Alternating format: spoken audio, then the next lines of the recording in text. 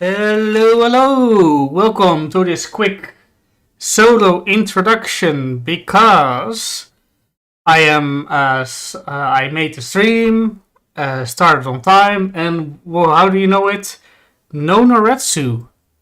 No idea why. He hasn't communicated to.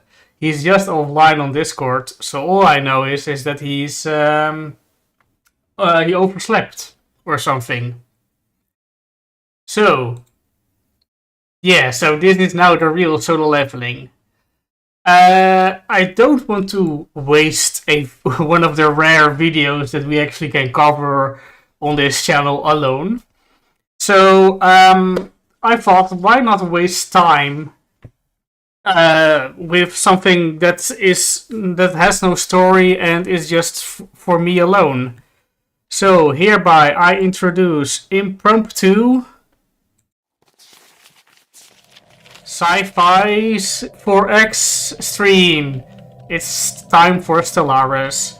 Coincidentally, I just started a new game like half an hour ago, and then I had some dinner. Then I was going to talk with Nrewtsew for 5 minutes before starting the stream.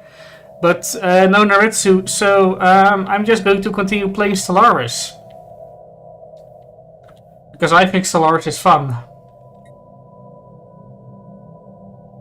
But meanwhile, we can still talk about whatever. I'm going to keep the...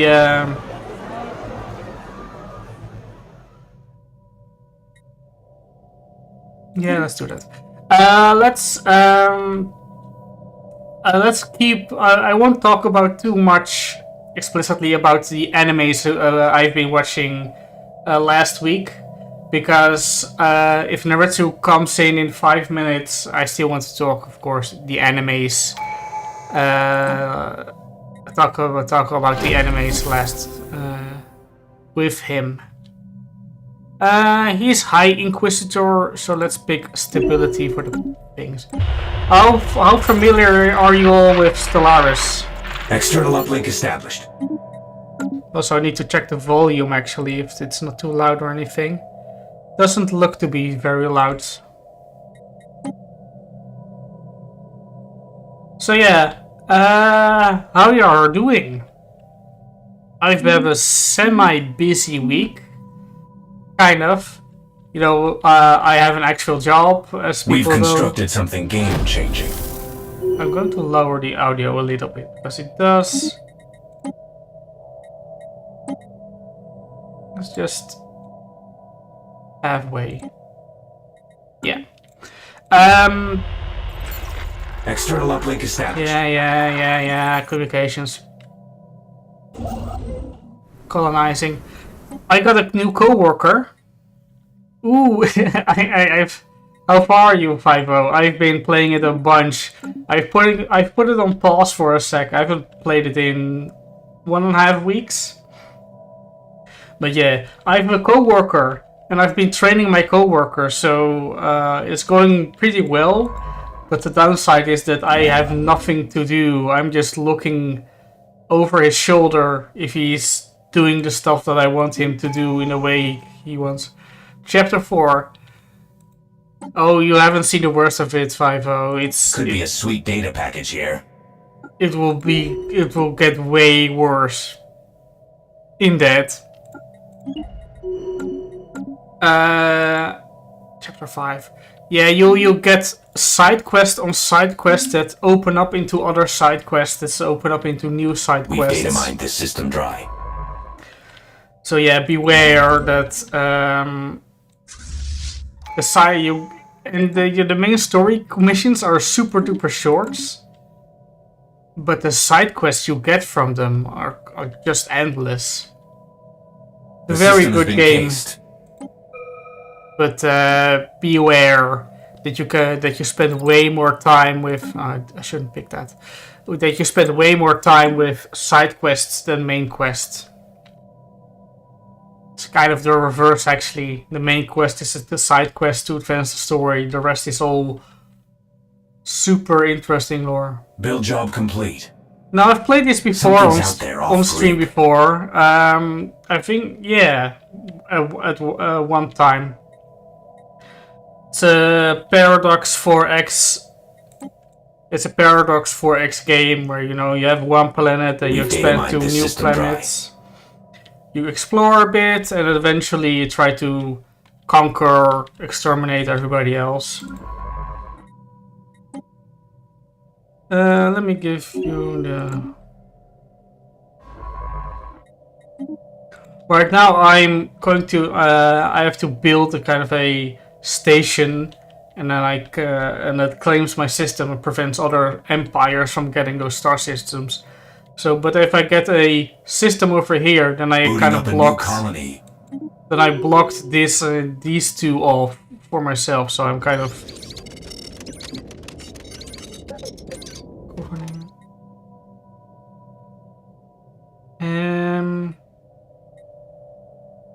Let's do that. So it's always a kind of a quick rush towards these choke points.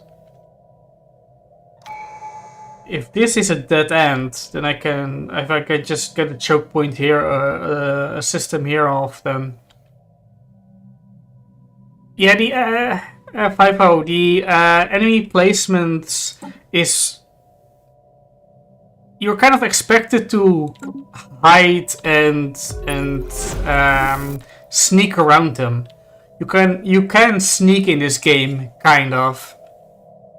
If you just We've constructed something stay away game-changing. far enough, Something's out there off-grid. or enemies We've data that mined this system dry. that rely on vision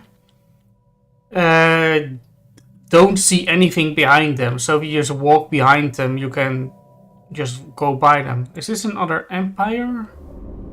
Oh, this is a claimed system. The system has been cased.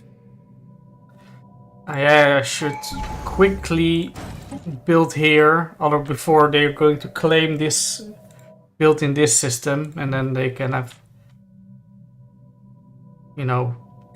put stations over here. And I want to prevent that. Could be a sweet data package here. Sure, sweet data package. Yeah, the enemies do have insane tracking, but it's kind of a thing in Xenoblade games in general, so I can't be that mad Build about job it. complete. I've been trained, so I'm expecting it. Time for some new chrome. 0G mining. You build an outpost over here.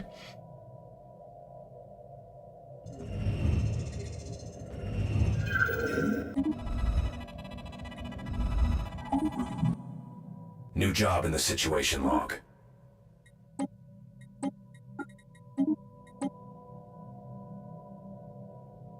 Momentarily, I know that's a This show system's from last secrets are ours. season. It looked super duper rough, and I watched one episode and then I skipped it. We've constructed something game-changing. Sure, you have. Wasn't there? Yeah, this is totally a... Let's just ignore this system for now. Ooh, this is an interesting one. I can free colony, free habitats. Yeah, I mean, we didn't watch too many shows last season, but it was enough. So We've constructed something game-changing. I didn't feel like I Time for some new wanted chrome. to watch many more shows. This season, I've run into the problem again of, oh damn, they're good shows. Oh no, there are too many of them. So yeah, I'm on like 8 shows at the moment. Eventually, some of them will get dropped. I mean, I've kind of dropped 2 of them already. The one with the witch who got a mess, the witch was like, you'll die in 1 year. Deal with it. Can't do cybernetics yet. Let's do prosperity. That's a Agenda good available. one. They sure like to keep up appearances.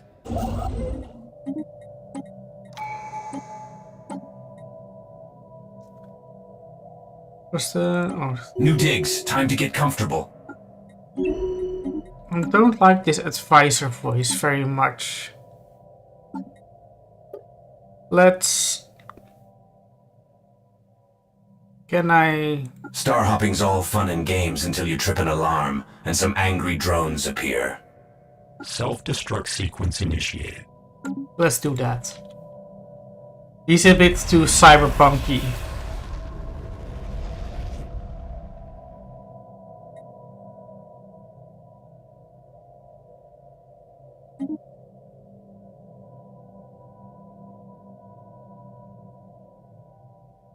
Alright, hostile station.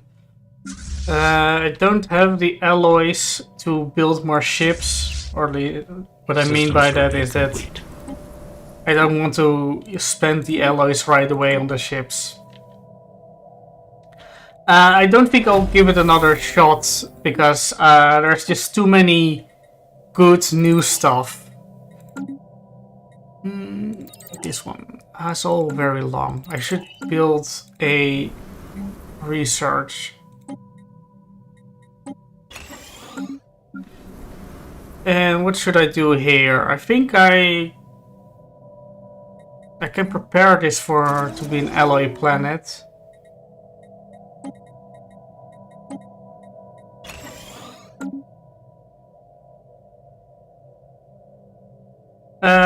The setting was a little bit off in Momentary Lily.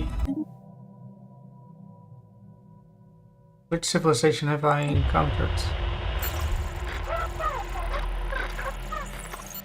Let's try to abduct somebody. Flash is weak.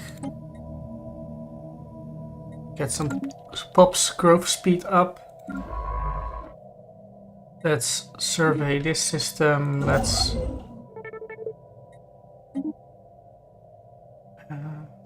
kind of... System survey complete. Now you're going to...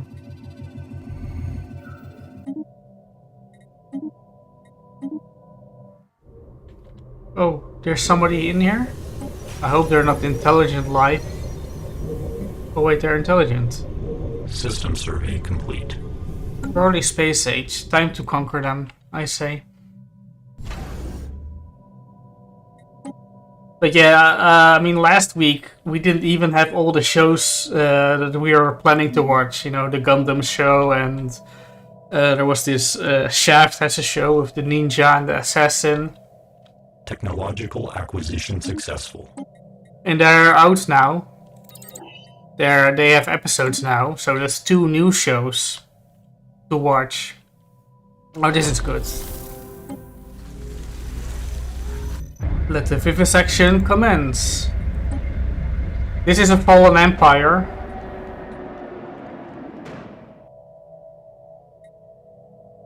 Research speed. Anomalous surface variable detected. Leave for now.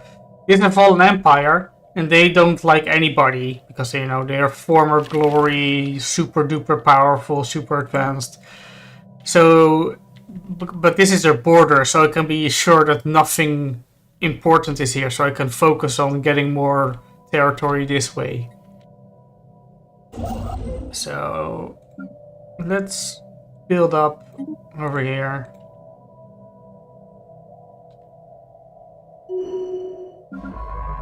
And yeah, System survey complete. I should get another destruction ship.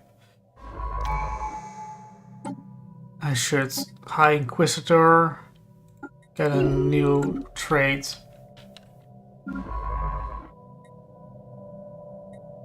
But yeah, work, got a new employee, training them. They're picking up, aliens come. They pick up quickly, which leaves me with not as many things to do.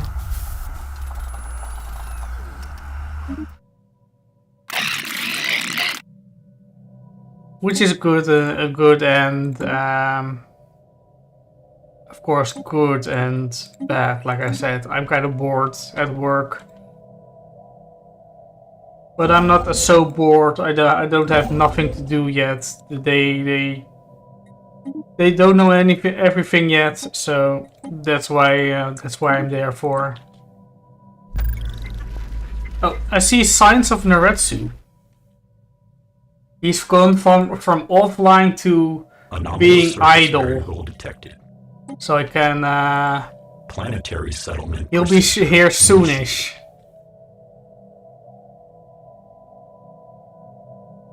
Meanwhile, I'll just play more Stellaris.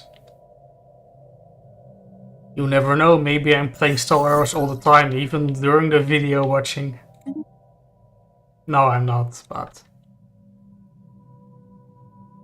These 4X games are background material enough that I maybe could get away with it. I don't really think so. I think I will get too distracted for it. Alright, let's... Anomalous surface variable detected. There are healing skills in Xenoblade X, but yeah, you really have to get it off from soul voices and other side effects.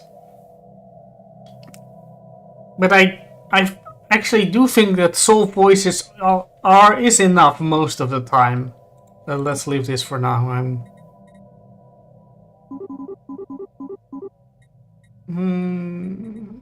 Yeah, I can do that. It is enough most of the time. Hey, Nrewtsew. Hello. What the fuck? I look at the Construction fucking complete. stream and it's like, oh, it's normal time. So I set my alarm to normal time. And then my alarm goes off and I check my phone, as you do. Yeah. Get up and fucking you're screaming at me. on Anomalous the- surface variable I'm like, detected. wait, what the fuck? Let me get the stream up on my other monitor. Yeah, I am real, Samu.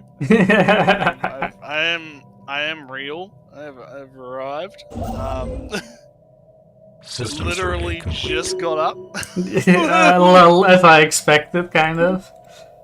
Yeah. So how? Because daylight saving happened on my end. Like. Yeah, I got gathered that the time zone, daylight, etc. is an ongoing issue for now. Yes, because I think System YouTube survey doesn't complete. account for that because YouTube's fucking retarded. So- Construction complete. But yeah, don't worry. I've been entertaining the people with some Anomalous surface variable detected. with some Galactic game. Conquest. Yeah. You've been Technological acquisition successful. doing a bit of Galactic Conquest. I mean, I was actually playing this like I was playing a game of Stellaris, but then I got really my fleet went into a system where there was a big space dragon and it got destroyed, and then I lost a war against. And I was like, damn, that wasn't my fault. I didn't tell them to go through the system with the space dragon. So when never mind that save file. I'll start a new one, and that was less than an hour ago, half an hour ago, and there was the Nrewtsew. Where's Nrewtsew? Oh, I don't see him. Well, I was just starting this gameplay. Let me just continue playing it. Flip that switch. Just flip that switch. Yeah. Anywho, yeah, I'm here now. Just checking the mail and Yeah. The stuff Cancel I agenda do. available. Getting to see behind the scenes footage of what happens before the stream. I get up, I check the mail, I check everything else. Because I'm usually up an hour before the stream. yeah. And I'm not too late. I was only like 20 minutes. Yeah, so it's not too bad. It's fine. Yeah, I kind of expected it. If I thought you'd never show up, then I wouldn't even really start to stream at all, but you know, I knew I could feel it, so it's alright. Feel it. You could feel it. You could feel my presence. Asleep, but near. My sleepy presence. Yes. Okay, let's do that. So anywho, yeah, not too much going on. Technological acquisition successful. Just the usual. Construction complete. But I have been consuming some media though. I've been consuming a little bit of media. Obviously, we'll talk about anime later. Yeah. But I've been consuming some non-anime, which I want that. might be surprising. Oh. I Minecraft movie or something? Fuck no. Well, that is the high. Chicken jockey. Chicken jockey. Random words don't. Steel. Random words don't mean anything to me. No, I have not been. I am not gonna go see that. I'm not falling for the meme. No, I finished the 4th season. No, is it 4th? No, it's 3rd season of Nrewtsew. I finished that up last night. That was pretty good. And I'm waiting on the last episode of The Pit to show up on perfectly legal sites. So I can finish that up too, because I'm watching The Pit, which is this medical ER show. Alright. It's the one that had the chick come in that had the seizure, who had the pipkin fucking shit. Everyone was talking about. It's actually really good. It's quite a fun. It's quite a fun show. So yeah, that's been pretty much it. I haven't finished the second part of Apollyon yet. I'm gonna get to that probably today or tomorrow. Because I tend to take my time when it comes to those events, Gouda. Because I like to read them at a slower pace. Alert. Non-standard space entity encounter. But I think that's back, isn't it? Yeah. Oh, well, that'll give me something to do as well. Yeah. Can clucate up. I had good luck on my Nrewtsew rolls though. Anomalous. Oh, your surface gotcha variable rolls. detected. Yes, I did. I had good luck on the gotcha. I got spooked by. Yeah, you won't know any of this. Gouda, No. know what I'm talking about, but you won't. You won't know what I'm talking about, but Gouda probably will. Yeah, I got spooked by QJ on 20 rolls, and then I got Nrewtsew on 40, which is actually pretty good. So I've got plenty saved up. Construction complete. Got plenty saved up. So I am. Technological acquisition Oh, successful. good for Victor. We're probably going to skip Situation log adjusted. We'll see how we go. What kind of weird words are you speaking? Skipping uni and... I'm speaking some Chinese. Yeah. Speaking some of that Chinese. System survey complete. Oh man, Gouda's been pulling Sabrina's. Anomalous surface variable detected. Oh no. Oh no. Oh well. I mean, Sabrina's a good unit. She's a good girl. System But you can survey get it for complete. free though, so it kind of makes it a bit. Not the best thing to get spooked by, but still. Situation But log other than adjusted. that, I guess you're just Stellarising. Yeah. There's not much else going on. Oh, quick, since we're doing behind the scenes talk, actually, well, people at home, this is actual the behind the scenes experience. I'm playing my Stellaris until the very last minute, and Nrewtsew talks about stuff that we're probably not going to Random cover on the bullshit. stream anyway. Yeah, random bullshit. Yeah. So Nrewtsew, have you watched that Kaiji anime? Have you been Kaiji? What or the historical one that with the demon? No, I have not. Study the orb. Let me go into my tracking thing and I'll bring that up. Because I fucking forget. I think the only thing that I haven't caught up on, because I did start watching Kowloon Generic Romance, but I didn't get watch the second episode yet. because I didn't have the time yesterday. Technological acquisition But I watched the successful. first episode of that, and yeah, no, I agree with you from last week. That's interesting. There's some interesting Missed shit some going on weird in that one. mysteries afoot. There's some weird shit. There's some like SCP level shit going on in that fucking show. Princess Season Orchestra series? No. Don't think I've been watching that. I did watch Gundam though. It Alert. was like the new one that I Non-standard picked space up. entity. Yandere Construction Elf I've complete. got on here. I think today Loser Ranger comes out. Yeah, I actually saw. Well, Special I saw the project countdown hit 0 coincidentally, but of course it doesn't immediately. Situation log Where adjusted. does it? Sorry. Yeah, it's Yandere Elf comes out today. That Sex Robot show comes out today as well. Well, the first episodes we saw, or I saw at least, so we can talk about that. Yeah. I haven't. Yeah, so I obviously couldn't. Loser Ranger comes out at 2 in the morning. I'm out. So no, yeah, I'm not going to be watching that. Anomalous surface variable detected. Yet, but the Yandere Elf episode 1 I can talk about, and Construction the Sex complete. Style show I can't talk about it yet. Well, I could do it. Well, First episode you can talk, right? Construction complete. did we talk about that last week? No, we didn't talk about the first episode. Okay, well I'll talk about it this week then. Yeah. That's fine. And then Gundam, and then that's I think about it outside of the other stuff that I've got. That's Fire Force, Construction complete. Country Bumpkin, and Rock, and the fucking show with the cunt in it. System survey complete. It really is just Precure Subvogia. Oh yeah, okay. So anyway, I guess.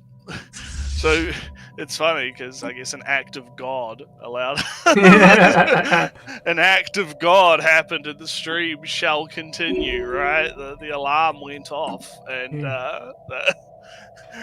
it means that we are not in a godless country, right? Technological acquisition successful. A world at least. Let me see. The Grand Archive.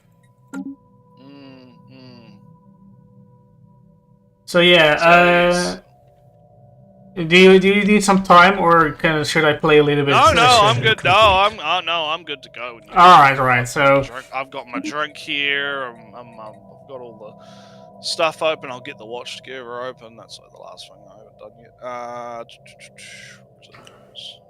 then we're going from. Hello everyone, and welcome to another episode of Greater Cougar TV.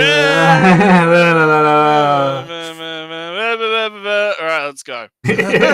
one second. Oh, hey, we're covering this guy again. Yeah. I recognize that avatar. You guys can't see it yet because Elliot's still Stellaris, but No, yeah. This is the Japan loves high school. That's a bad thing. Guy who's like, you can never get it back. Nostalgia's bad. Oh no. Screen's a bit weird for me. Can you play it for 1 second?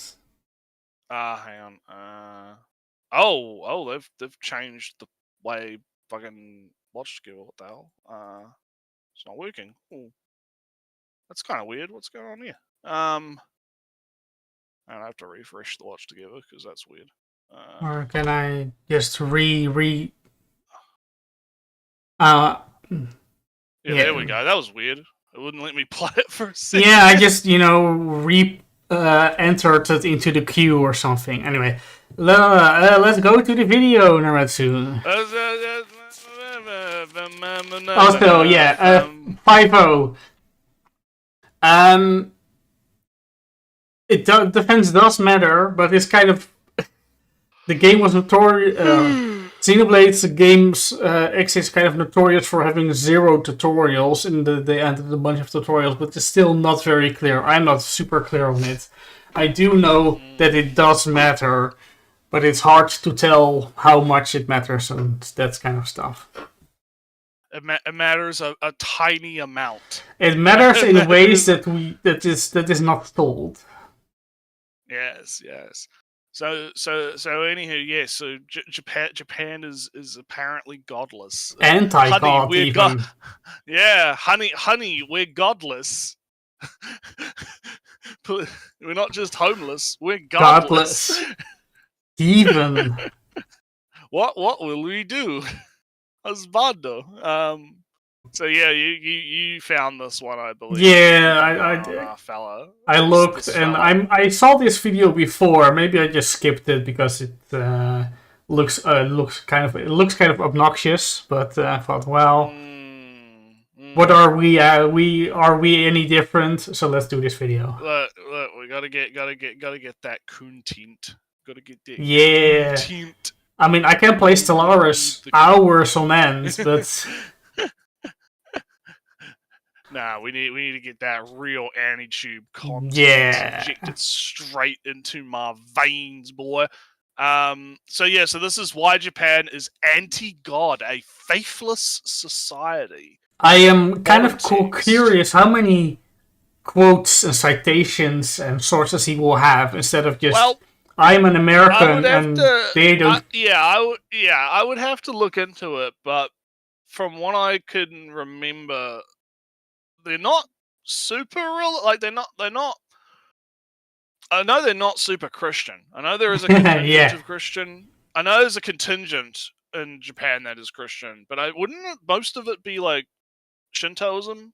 Like, isn't that the main? Yeah, some Buddhist fake Buddhist belief, and then some cultural respect for nature gods, in that as an anthropologist would say.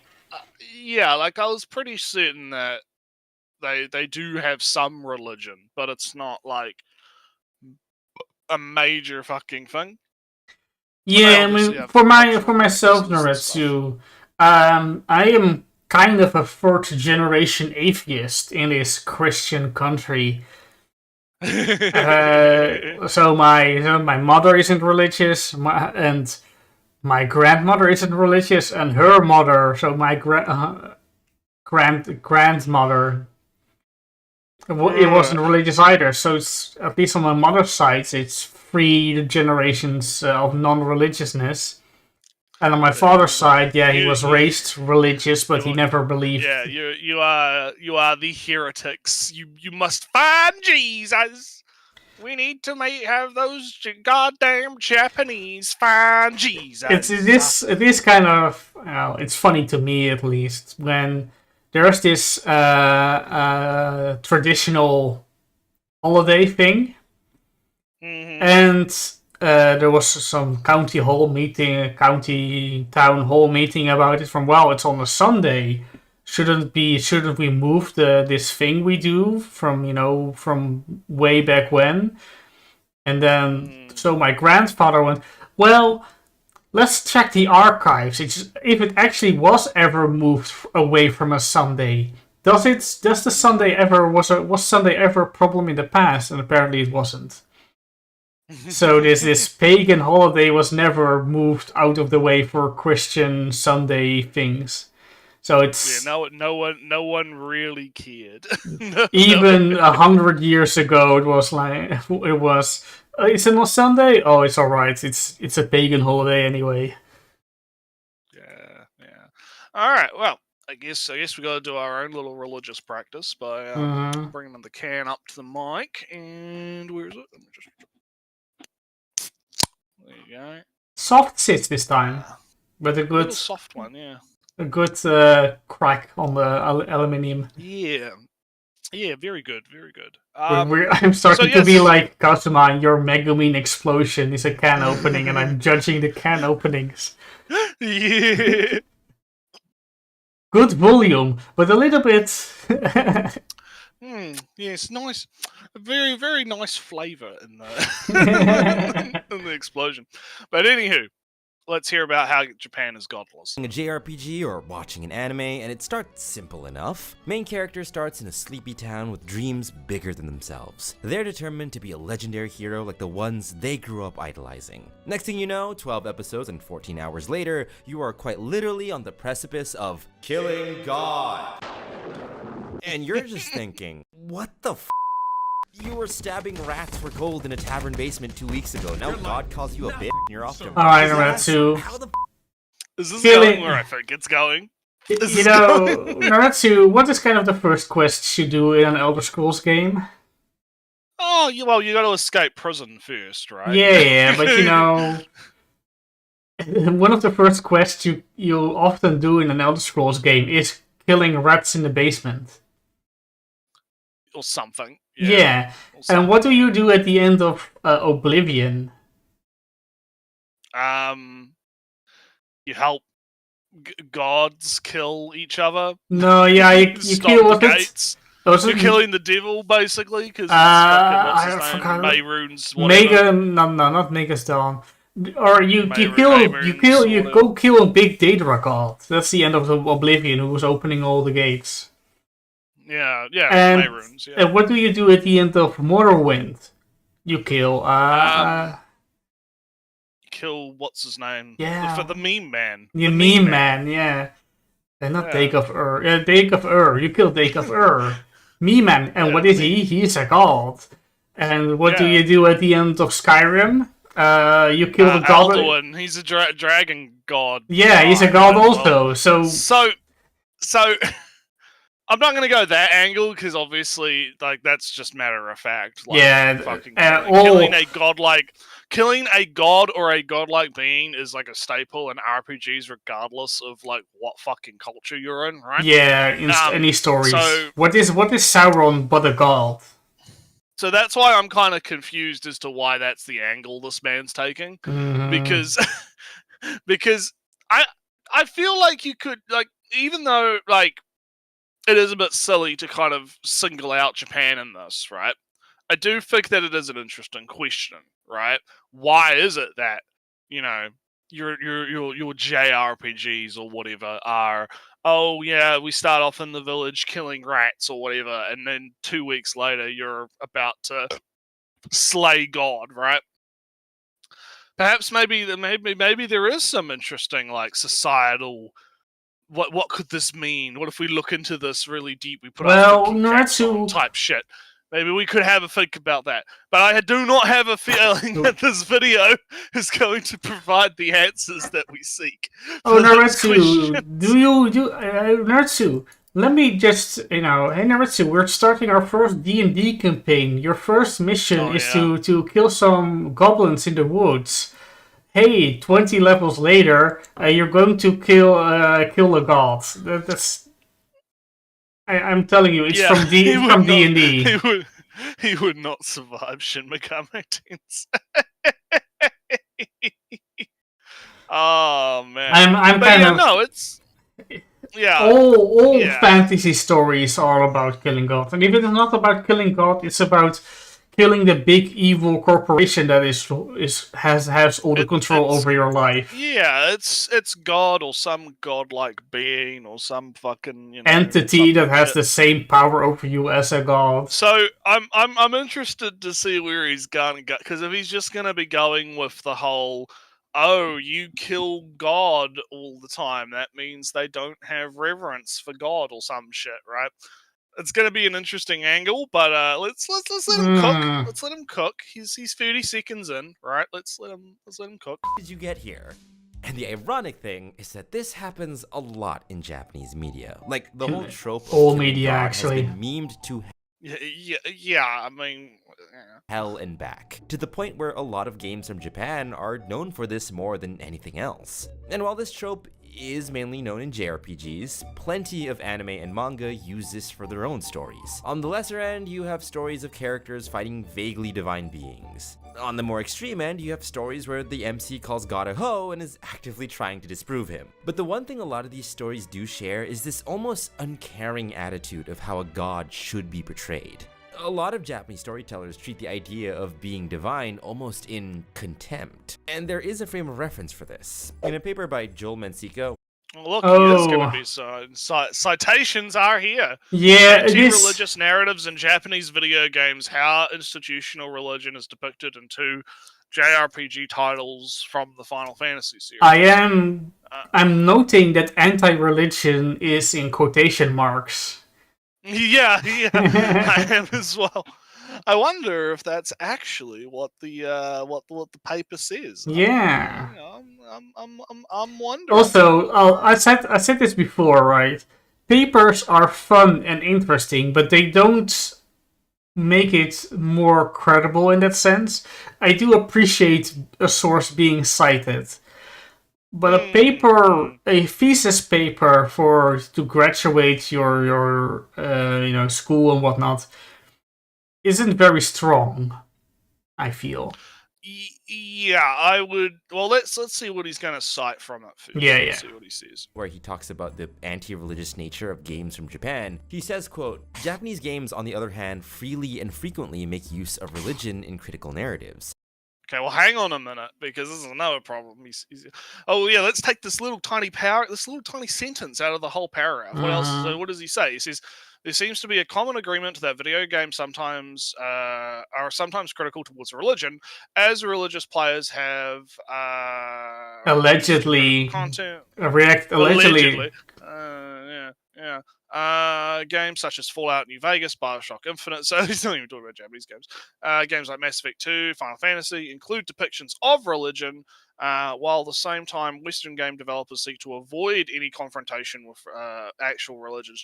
Japanese video game developers, on the other hand, do not share this critical burden of cautiousness due to both Japanese gaming audience and the developers themselves having have a different cultural context for religions. While minor references to the real-world religions and popular Western video games gain popularity, gain proportionally much more attention, Japanese games, on the other hand, freely and frequently make use of religion in critical narratives. Most direct references to religion are usually names and terms taken from real-world mythologies and religions, as well as occult sources. Such subtle references are fairly common in fantasy, sci-fi in general. I am not arguing for any significant difference between Japanese and Western amount of references, amount of use of religion in narratives. That's a very funny little sentence down there. Can you? Is the I want to? Is it anti-religious? Hang on, I'll go back a bit. I'll go back a bit. Let me close this. See if I can get it to come up again. Because where were we? Hang on, There is this almost uncaring attitude of how a god should be portrayed. A lot of Japanese storytellers treat the idea of being divine almost in contempt. And I'll there also is a frame check of the reference for description. this. In a paper by Alright, there. Okay, so it's a paper by Joel Mencico, where he Joel Mencico. Alright, I have the thing. I have the thing. I have the thing. Cause guess what? Our boy he didn't fucking cite his sources in the description. Here's the big side. So, to continue whereof, I am not arguing for any significant difference between Japanese and Western fiction regarding such minor details. Religious sects and organizations are likewise common elements in fictional narratives, but there is a notable difference since many JRPGs feature powerful religious institutions as evil empires that hold for significant political power. These religious institutes are entirely fictional but often resemble real-life religious movements, groups, sects, or organizations. Another feature almost exclusively to Japanese narratives is the godlike nature of villains. Sometimes they are literal gods who will dominion over the fate of the whole world and all the people. Indeed, this rebellion against gods or God as the main narrative theme seems to give reason to assume that some JRPGs actually propose a god-killing or deicide, as it is called. Methods. Let me just go to the conclusion. As an actual as an actual researcher, you read the premise and the Yeah. conclusion. This is also from May 2014, so almost 10 years ago. Yeah. A little bit Oh over god, 10 the years ago at conclusion this is point. super long. I will read the summary instead. Religion is often academic field is a popular study. Video games is a new study. Religion in video games is often about the religious players, not the games. Studying religion in games tells us how they are perceived, how religion is perceived. Religion, godlike themes. God. To sum up, all right. Sum up in a summary. All right, good thesis. Critical depiction of institutional religion are visible in many JRPG narratives. However, this kind of criticism doesn't mean that JRPGs are necessarily anti-religious as such. Instead, the critical references to a religious institution can be understood towards religious control and political power, which distorts the general role of a religion as a personal matter of faith and spirituality. It's about oppression. It's almost it's almost like maybe the Japanese have a history of foreigners fucking up their country by Or having like trying a bunch of religious cults that cause problems, quotation marks. I mean, I know it's not like a historical, because obviously it's not entirely historically accurate, but the Shogun show does kind of get into this because you have the Portuguese and their Catholicism showing up, and you have a bunch of characters that are like one of the Shogun people on the council, right, is like, he's Christian or Catholic. I always forget which one's which. Oh, you never can go wrong with Christian. Whichever one the fucking Portuguese worshipped at that point in time, because it does matter in Shogun because the British guy I think is Christian. So he's Anglican. So he's Anglo. The Portuguese would be Catholic. The Englishman would be Anglican. Yeah, something like that. So you have one guy who's he's in it for the money. Mm-hmm. He's in it for the trade money, right? So he's like, "Oh yeah, I'm totally Catholic." Jesus married Mary. Of course he did. Big fucking big Jesus, right? Hell yeah. Where's my money, right? He's big into it, but he only cares about the money. Then you have another guy who's got leprosy on the council. And he's a true believer. Yeah, he's a true God believer because he's got leprosy. He's gonna die soon, so he's like, I got anything. I gotta cling to anything, right?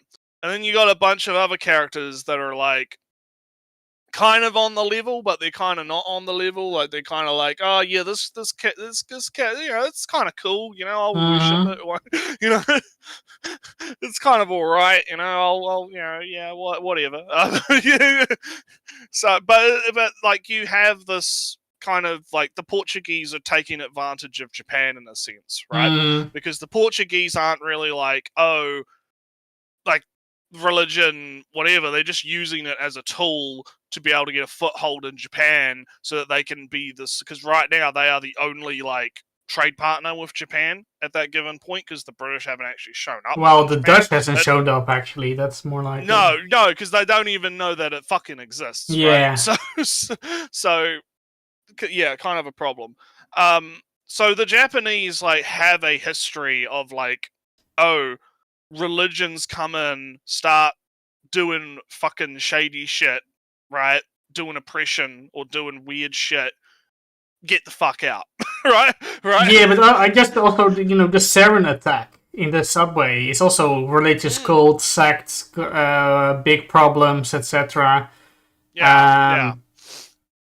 That kind of stuff. So yeah, so I don't really think that it's like, oh, they're anti-religious and like because it's weird because if we're gonna be like thinking about like something being anti-religious, right? I don't think that I don't think Final Fantasy having like a god that you have to kill is necessarily saying, oh, religion as a institution is necessarily entirely bad, right? Mm. In a sense. Like, I could probably find, like, Western media that is Well, way more fucking I was kind of anti-religion. thinking, how many Norse gods do you kill? How often is Norse mythology just bastardized into meaningless goop that is just a bunch of names? And what the study kind of talks about at the beginning, right, with like the kind of cautiousness to tackle religion in the West, right? That was more so a thing in America, so preference that first. And two, that was mostly because back then America was significantly more religious, and if you this is one of the reasons that games did get censored in America, was because you have a cross in your game. You can't do that. You're going to piss off the fucking evangelical people. You're pissing off the market, right? The people that are going to buy the game, right? Because we're trying to sell the game to these Americans, and these Americans, they're all big fucking ha rah rah Jesus types, right? And so that kind of plays into it a little bit. And Well, I feel like the abs. Yeah. I was thinking more in the sense of how easy we use Greek mythology, Roman mythology, Norse mythology, all these mythologies that we just, I want big strong man as a character. Oh, I'm going to name him. Well, let's say Thor, and we just And what is it? So, what's the difference for a Japanese man from? Oh, he's a nice guy. I'm going to call him Jesus.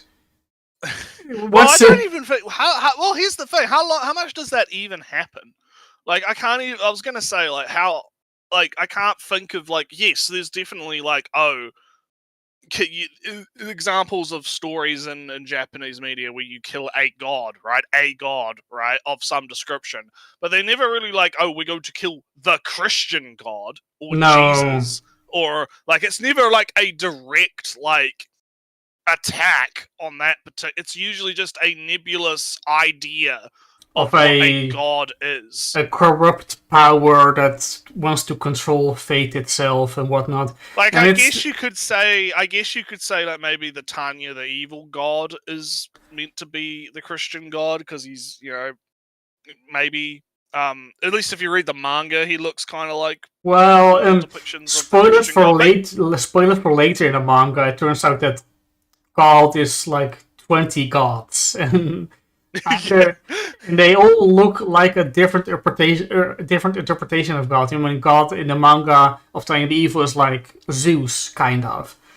But later, Buddha shows up. A Buddha-looking God shows up. Like, hey, how are you doing, Zeus God? Oh, I'm doing this thing with this girl in Tanya. I'm fucking with this celery guy. Yeah, it's funny. Want to watch on the God television? Yeah, God vision. That's what the god of Tanya the Evil is doing in the manga. There are multiple gods. Maybe I remember at least two god figures standing next to each other, talking to each other. So yeah, it's not even Christian God in Tanya the Evil, and in that sense, there's so many times in games, in stories, in Dungeons and Dragons or whatnot that you directly talk to a god or fight a god or help out a god, etc., etc. It's own. Japan has just less, reverence and respect for Christianity, and that makes it, spicy in a sense.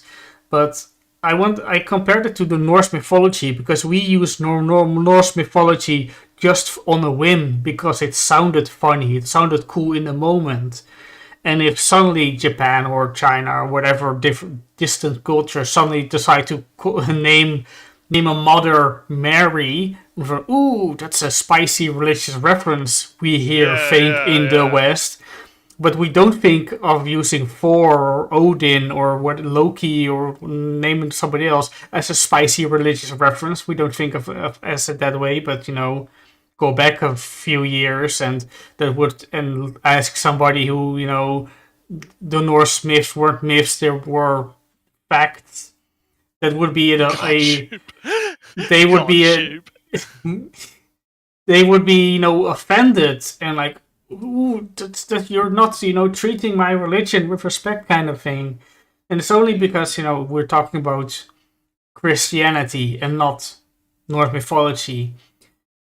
That's the only reason why I think that we call Japanese video games anti-religions, because they don't hold this same, religious respect for Christianity as we. Well, let's find out, because our man's still cooking. Yeah, I guess I'm talking too much for a conclusion. Yeah. That's a minute in. Because we'll see. We still got like a whole video left to go, so maybe we'll see how this guy tries to turn this around. Go ahead. About the anti-religious nature of games from Japan. He says, quote, Japanese games, on the other hand, frequently make use of religion. Yeah, we already went through this because I had to go back Indeed, to get the name. this rebellion against gods, or God, as the main narrative, Hey, I read that also. seems to give reason Yeah. to assume that JRPGs actually propose god killing, or deicide. That said, though, this is the same genre where there's usually a dating sim on the way to kill said god. Maybe it's trying to tell us something else.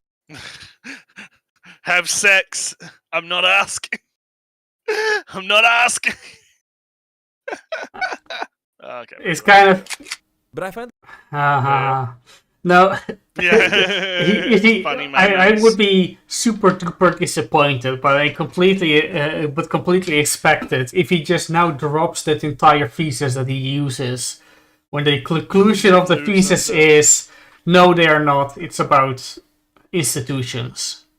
Yeah. All right, let's continue. the fact that we've seemingly accepted the god-killing nature of anime and manga very interesting. Because where other storytellers and devs are hesitant to even mention religion, Japan is willing to straight up bulldoze through the topic. You'll go from games like League of Legends... But we do with Norse mythology, that's what I keep saying, and Greek and whatnot. This is the thing, right? Like, it's...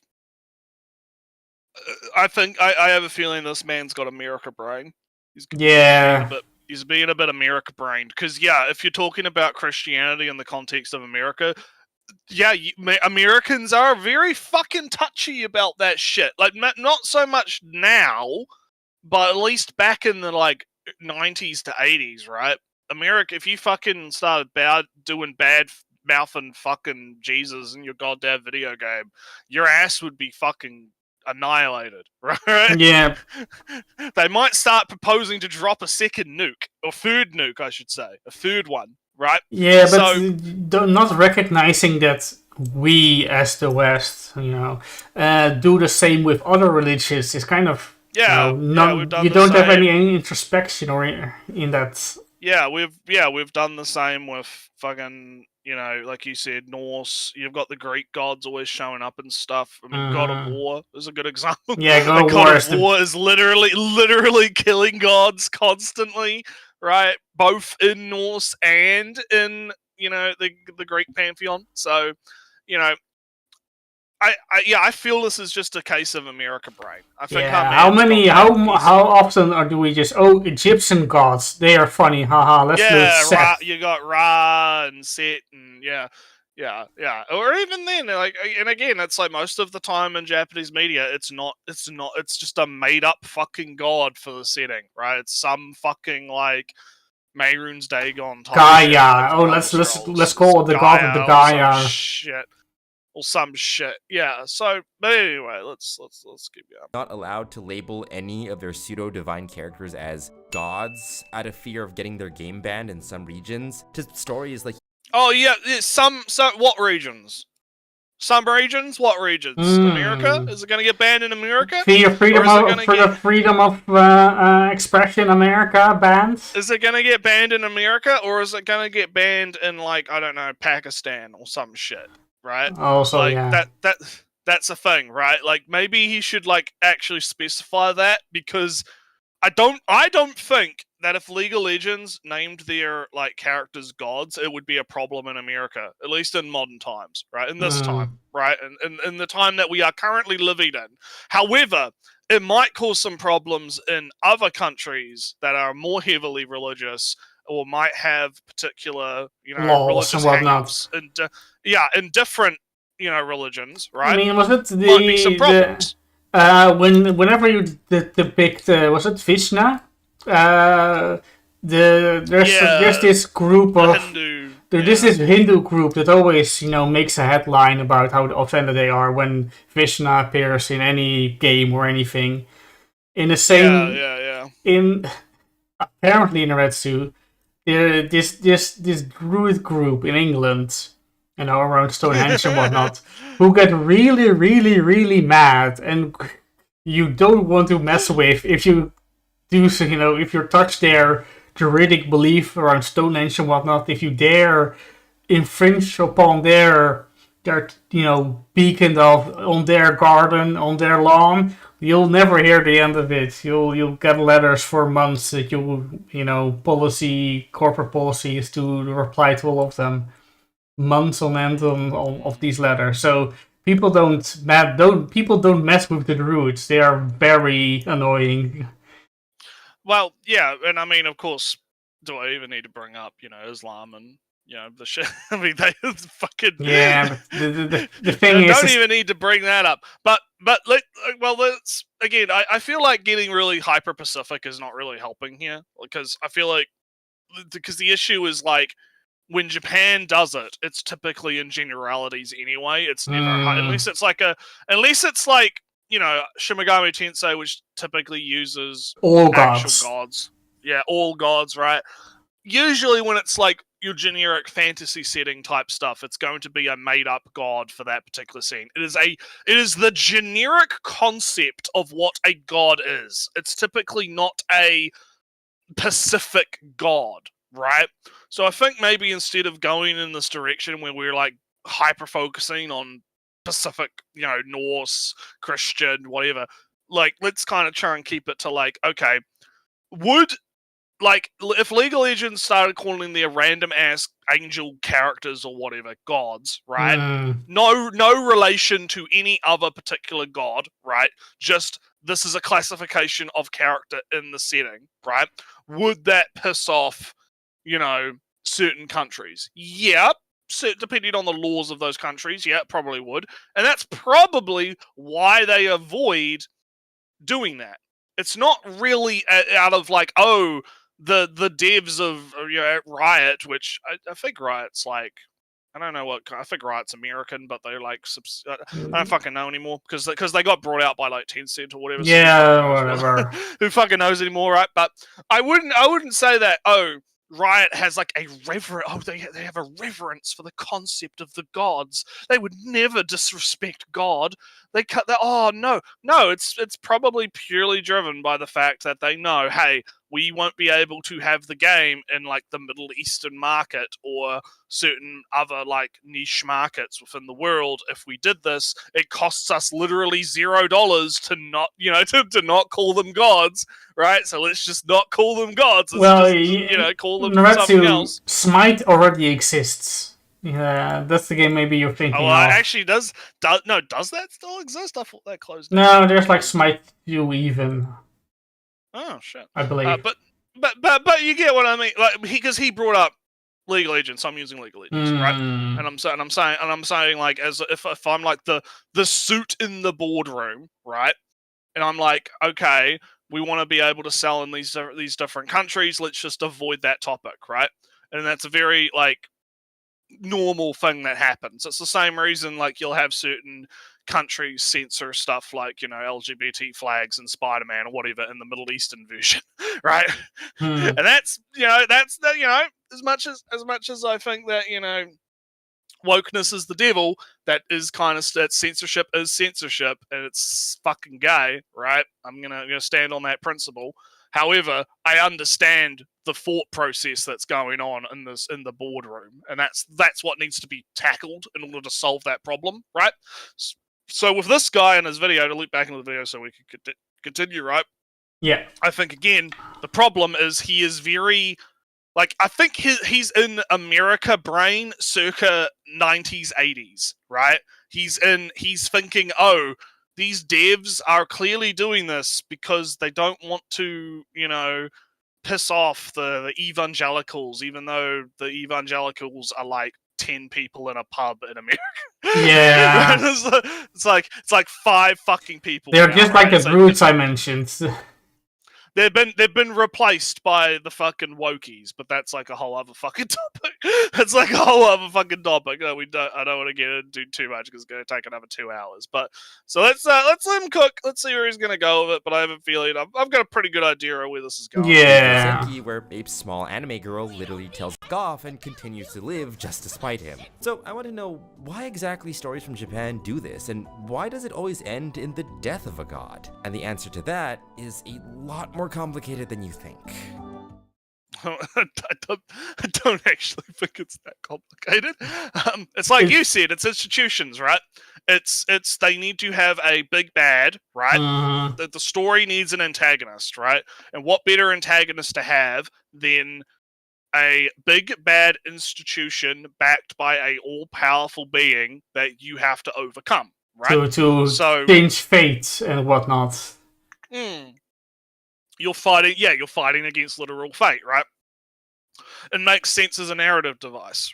To be like, okay, we'll have the setting. In the setting, it's all going to be hunky-dory, but there's going to be it's a big empire that's backed by religion, or it is the religious order is oppressing the people, or there's some other stuff going on, and the heroes have to fight against that oppression, and that culminates in destroying the evil mind control god that's mind controlling everyone or some shit, right?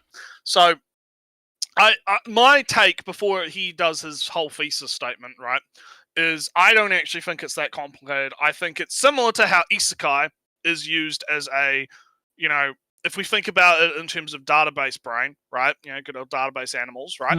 It is a database fucking point, right?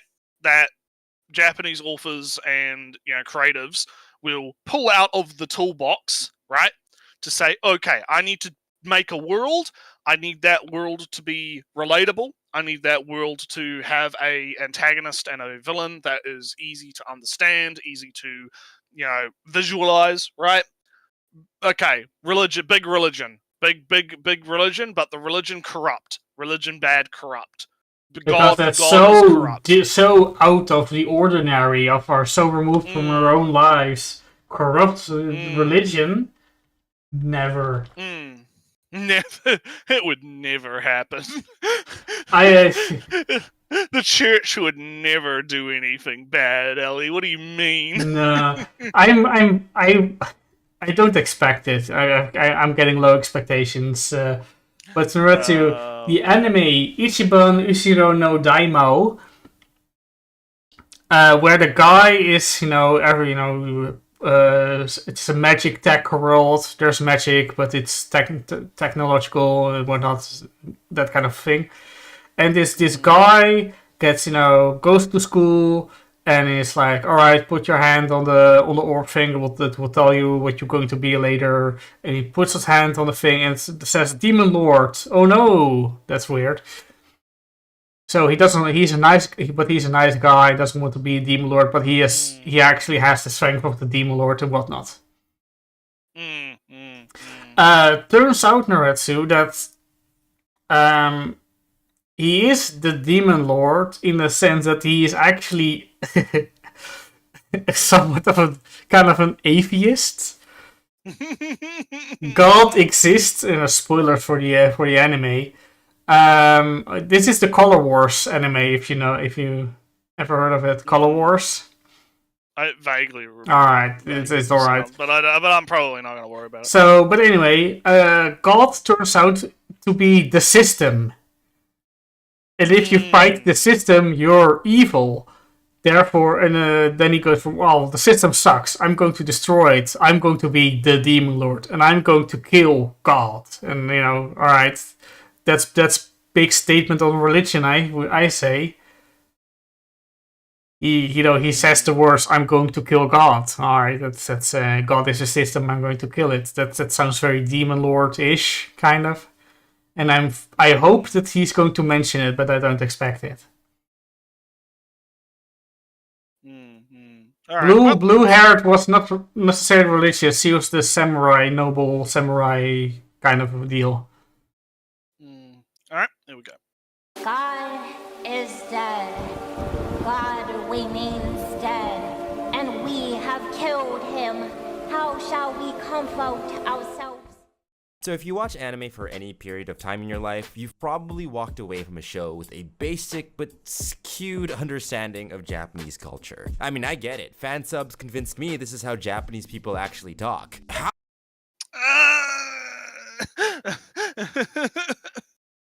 Oh god. Oh man. Back good old Kikiku means plan, Ellie. Mhm. That's the Japanese people actually speak like that, right? Right? God. I mean, I don't think it's necessarily right. I do think that people do get like a skewed kind of perception a little bit, but it doesn't usually last that long, right? Especially Yeah. nowadays because there's so much anti-fucking like weeaboo sentiment these days that it tends to get like knocked out of people relatively fucking quickly. And I mean with the internet, because here's the thing, that kind of like, oh, you only watch anime, so your perception of Japan is like warped, right? That was more of a thing back when the internet was not very widespread, right? When it would be very possible that the only thing that you actually did interact with that was Japanese was anime, right? Mm. So, but nowadays it's kind of like I could go on YouTube right now and I could find like 20 videos on, oh, here's what it's really like in Japan, living in Japan, top 10 worst things about Japan from a dude who's lived here for 5 years or whatever, right? Yeah. Fucking, all that kind of shit, right? So it's not. I don't think that there's this big problem of people running around who don't actually know. Like the old weeaboos of old are no longer really that much of a problem or a thing, at least in the way that they used to be. That's my hot take. Yeah, it's kind of annoying to keep referencing that. Again, this man's stuck in the fucking 90s and 80s. Yeah. he's stuck in the 90s and 80s. Still, 'cause, yeah, he's in the still 90s, on 4chan. back when people were trading like subbed VHS tapes of like DBZ or whatever, right? Like, yeah, you could argue that there would be fucking that kind of stuff, but I don't think that nowadays it's as big of a problem as it's made out to be. But anyway, a little bit off topic, but How could anime lie to me like this? But the one thing you probably noticed in anime is the religion of Japan. Shintoism. Plenty of anime. Actually, it's kind of well, hard to know. actually, No, it's Shintoism isn't always such a big part of daily life that you actually see people go, oh, I have to go to church this week or something. yeah, Shintoism's not really one of those like, oh, you go to the shrine every Sunday and pray. It's like you might go, like, from what I understand, it's like, okay, you have like certain festivals, right? Yeah. You have like the end of the year, you go to the shrine, you toss your coin, you wish for good fortune or whatever, right? And then you'll write like a little drawing on one of those wooden things and you'll put it on the board or something, right? Like they have their like little religious mysticism type stuff, but I wouldn't would you argue like Shintoism is like an organized religion in the same way like Christianity? No, not the same way. There's no big preacher in that sense, but no, it is categorized, formalized in that sense. But in here, let's continue. Where the characters are praying at some kind of shrine either for good luck or blessings. In the same way that there's always gonna be a beach episode, there's always gonna be an episode at a Shinto shrine. But what isn't shown is just how diverse the gods Shintoism prays to. Unlike, say, Christianity, Shintoism isn't really that organized. There's no Oh, look, he actually is getting... Hey! It's almost like they have different cultures, and it's... Oh, man. pope-like figure, no holy scripture or strict catechisms to adhere to. Even the Jinja Honcho, an association of over 800,000 Shinto shrines across all of Japan, mentions that there's like 4 major forms of Shintoic rites with hundreds of subsects and localized beliefs. It's way too much information for me to condense down, honestly, but point is, worship in Shintoism is very localized and very amorphous. Yeah, there's still the big national festivals like Tanabata that celebrate specific deities, but for every one of those, you have smaller local festivals celebrating whatever god or spirit that community believes. Yeah, like the one with the god of fertility. And they ride around in the big wooden dick. I mean, yeah, And they eat the dick candy.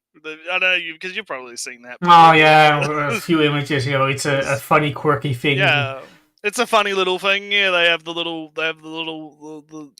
big fertility fucking thing. So, yeah, it's cool. It's cool. Yeah, but I was just thinking about Nrewtsew, do you set things on fire at Eastern? Not particularly. No. No, just a big fire. Do you do that? No, not really. Well, we do over here. So apparently, Yeah. even though we celebrate, kind of, in a vague sense, both you and I celebrate Eastern. Part of celebrating Eastern here is setting things on fire. But quick line, Nrewtsew, not actually here, but only in the east of the country. That's a thing. The hyper Pacific place that has the hyper Pacific customs that do. And of course, Nrewtsew, in a short while, I'll go to the island and set things on fire again on a different day because that's a thing on that island. Yeah. So that's the local thing to do. So on that day, we set the thing on fire, and there's nowhere else in the world the same thing. So that's another hyper specific local thing. And if Christianity didn't exist, I suppose that both of these setting things on fire would be categorized as the same, pagan faith, the Shintoism of the Netherlands. The Shintoism of the Netherlands. Oh, okay. But anywho, believes to exist around them. And when you have a folk religion that believes that the divine can exist anywhere in the natural world, the idea of a god isn't really. Oh, look, there it is. There's the penis feed. Look, there he is. So predictable. Hey, there's the penis. Look at it. Hey. Set in stone. Well, in the anime Noragami, the main character, Yato, is a forgotten god. He has no worshippers to sing him praises, no shrine to call his own. He lives in poverty due to the lack of offerings by said absence of followers. He's irresponsible, he's gullible, and he suffers from his own set of personal insecurities. He doesn't really cut the image of a divine being that's supposed to be above it all. As renowned Japanese author Takeshi Matsumae said, quote, "The gulf between divinity and humanity found in the Judaic religions doesn't exist in Shintoism. Even though the Shinto kami, or gods, are given credit for creating various parts of the universe, kami are neither omniscient or omnipotent, and are not necessarily immortal. Divinity isn't some all-powerful juju that needs to be worshipped in Shintoism, but rather it's something that exists all around you that needs effort to be preserved, which is why so many Shinto shrines exist near natural phenomena, like waterfalls, or even just stones by the ocean. Divinity in Shintoism is the natural world, and if the natural world isn't maintained, then divinity too can die. And when the idea of a spirit or a god can die just as easily, the idea of god killing doesn't really become that controversial, which is why anime and manga can easily portray gods as divine or as weak as they need to. Now, this is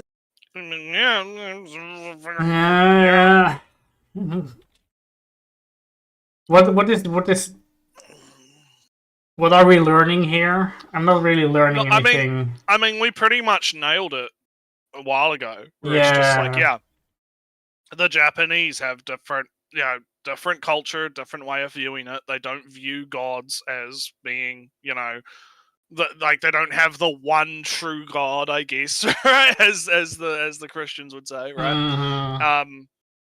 And they don't hold those gods in the same kind of reverence as thing. So he's kind of answered his own question at this point. Like, he's already kind of finished the video, right? It's like, why do they have all these like god killing plots? Well, I would argue it's because it's an easy plot device, right? And it's a database point, but also because they just view it differently, right? They don't have the same kind of hang-ups that certain Western countries used to have, right? About it. So to be fair, you two are more invested into this than the average watcher. Yep. Yeah. But it's kind of, we're halfway. We're halfway there. We're halfway there. He's speeding through. Yeah, we still got half a video left, and he's already like pretty much fucking figured it out. So I'm wondering where he's going with To this. say that this is the only reason why Japan loves murking God, from what I found, Shintoism nowadays is more of a cultural rather than a religious thing, with many people saying that they leave offerings at temples because, well, that's what they've been told to do as kids, and it's just a background thing that they do in their life. But this cultural identity that's separate from their religious one plays a big part on why Japan loves killing God. And to explain it, I'm gonna have to dox myself. Oh no. Oh Is no. he lives in America? Oh no. Oh no. But to kind of cap off that point though about like the cultural like aspect of it, right? I don't like how he's like saying, "Oh, Japan loves killing gods," right? Like I really don't like it when people do this like monolithic stuff, right? I get what he's trying to say, right? Where he's trying to just speak in generalities about it, but it's not like, oh, the entirety of Japan, right, loves to kill God, right? It's certain authors, certain creatives, people in Japan just don't have the same hang-ups about it, and so they do it. And right? what about, It's not... Mononoke? Princess Mononoke. Where, there's a god of life and death walking around. And the greed of humanity was like, oh, let's get the head of the god of life and death. And then, oh no, we have to save the god. And then they save the god. And does that mean that the Japanese people are against killing gods? By the way, to completely sidetrack, this building on screen right now is the town hall of Tokyo. It's a huge double skyscraper. Like, I guess my issue, right, is saying, oh, Japan loves killing God, is like saying, oh, America loves making superhero shows, right? It's like, yeah, it's a somewhat true statement, but it's a generalized kind of, oh, everyone in America, every single piece of media is a superhero show, right? Like I get kind of like triggered a little bit by the flippant use of generalizations a little bit. Yeah, and also right? everybody loves killing God, not just everyone, except the God that they personally have a thing for. Yeah, exactly. Killing other gods is it's so common. How often have you killed a god in any story or context, or if you've read? I've been playing Citadel lately. Which is really good, by the way. Citadel's fucking great. It reminds me a lot of like Doom and Marathon. Very, very fucking good game. People should definitely go pick it up. That game opens with, all right, are you gonna take the fucking left path of devotion, or are you gonna take the right path of faith, right? And if you take the path of devotion, you jump down the hole, right? The very first thing that comes on screen is, okay, time to kill God. But Nrewtsew, that's made by a Japanese guy. That only proves the point. Exactly. That's why I think this is ironic, right? Because it's like, because you fall down the hole, and then this creepy skeleton girl who looks like a fucking thing out of a horror movie is like, all right, so here's the deal, kid, right? Here's the deal. All of your sisters and all your brothers are fucking corrupted by the evil god. You got to go kill that god, right? Go away. Here's a gun. Off you go. Yeah. Have fun. I'm thinking of, fantasy gods, but it's the same thing because, he's talking about fantasy gods in games or whatnot. I mean, in Baldur's Gate, Nrewtsew, in Baldur's Gate, you kill 3 gods in one game. 3 of them, one after the other. And then it turns out that you were talking to 4 other gods that were helping you along the way during the game. So yeah, just gods everywhere. Everywhere. Helping you saving a god, you killing 2 others, and one was in the background all along. Another god just shows up for the party and all that stuff. Gods are so common as a story thing. It's not really worth mentioning that the Japanese do it in any special way. And to repeat myself, the only reason why it's noticeable is because they reference Christian concepts, and that is that's a no over here. But again, Norse mythology, Greek mythology, Egyptian faith, mythology, all things we just use as common enemies, as a fodder to kill our gods and respected, religious figures in other places or times past. To frame the Japanese as some, knowingly odd people is, the big Orientalism again, instead of just recognizing that, no, this is common behavior. You're just looking kind of for excuses to make the Japanese more exotic than they are. Or normal people who do the same things we do. All right, well, let's have our man dox himself then. Yeah, let's dox the racist. Okay. Welcome to the rice fields, motherfucker. So from the way my Alright, yeah, here we go. I have a feeling he's basically gonna say, "Oh yeah, I'm a white man from America, and my perception is clouded by the fact that I am a white man from America." Yeah, I hope. That's my expectation. So let's see if he delivers. my voice sounds, you can tell that I'm a rootin' tootin', freedom lovin', gun totin', Ford F-150 driving, oil lovin', liberty having, eagle screeching, Malaysian. He's a Malaysian. Hey, surprise! I got the joke after the second thing.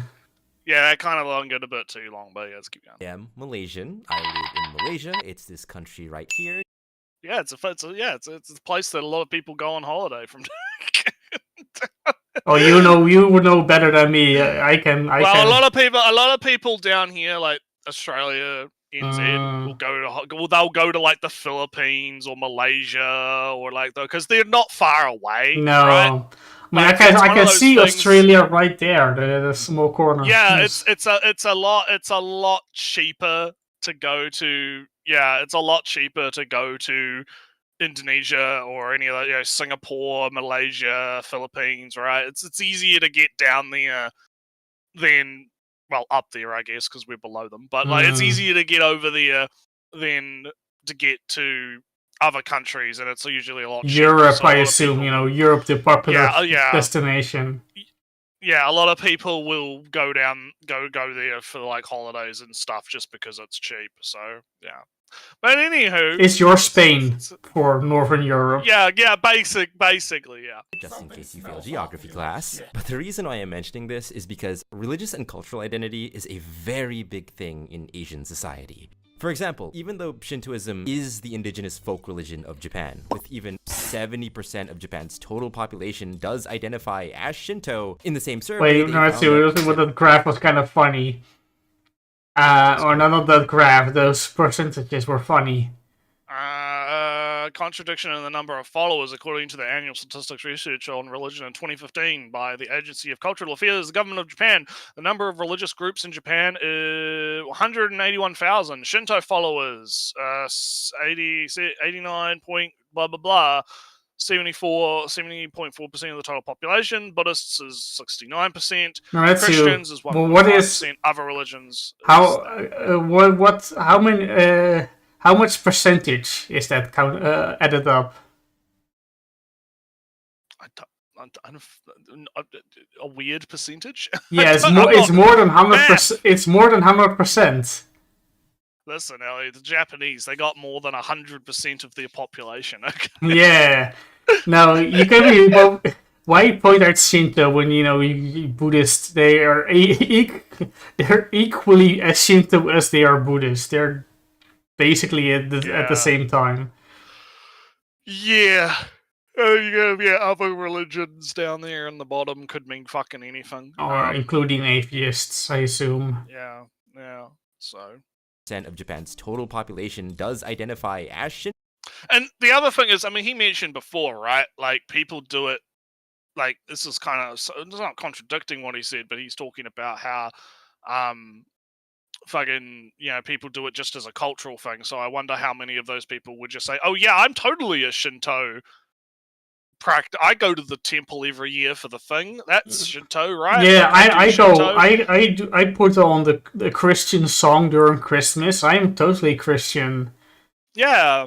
I mean, yeah, exactly. My mother turned on, got the Christian hymns thing. Put it on during Christmas. I eat the chocolate on Easter. That means I'm totally, Christian, right? Like. I wonder how much of that is just like, people like say that it's the same with Christianity. Obviously, there's tons of people that are like non-practicing, I guess is the term they use, right? Where it's like they'll just say, yeah, I believe in the Jesus, but I don't like go to church or whatever, right? Or something like that. I very much like eating matzahs. That's how it's called here. yeah. It's that super flat. It's not bread, but I believe it's... Listen, the only religion we need to pray to is the same religion this man with he's got the OBS religion, right? He's got the OBS logo on us. We pray to OBS so that it will keep working. Yeah. Yeah.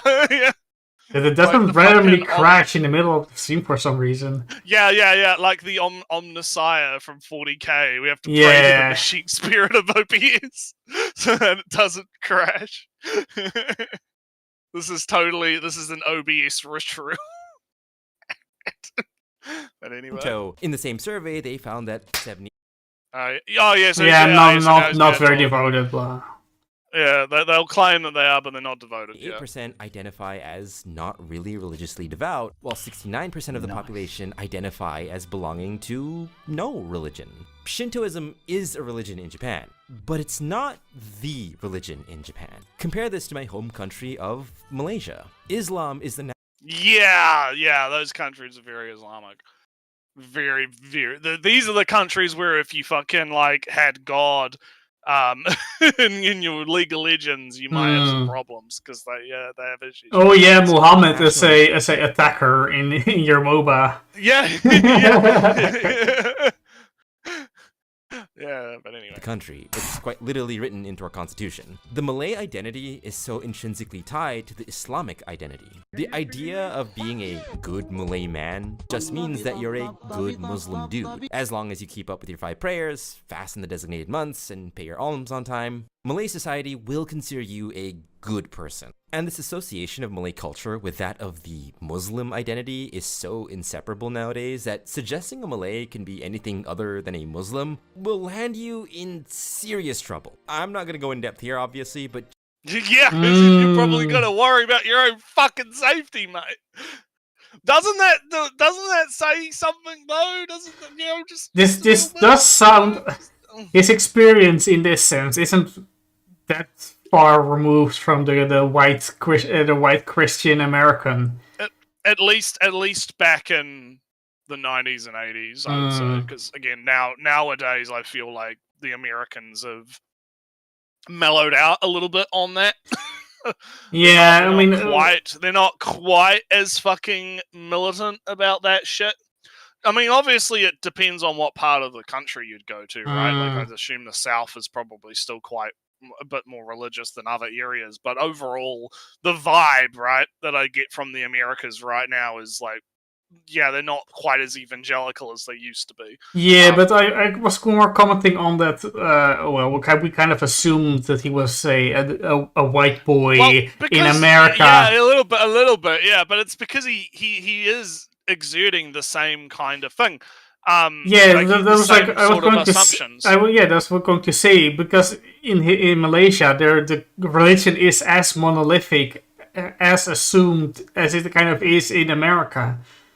And Yeah, therefore his opinions on religion aren't that different from an American in that sense. In a sense, yeah. It is interesting.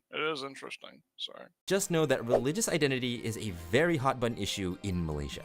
But in Japan, there's no such constraint. There's actually a local cultural saying about Japanese religious identity. As mentioned in Robert Casala's book, Nanzan's Guide to Japanese Religion, he mentions that, quote, "It has become commonplace to say that the Japanese are born Shinto, marry as a Christian, and die as a Buddhist."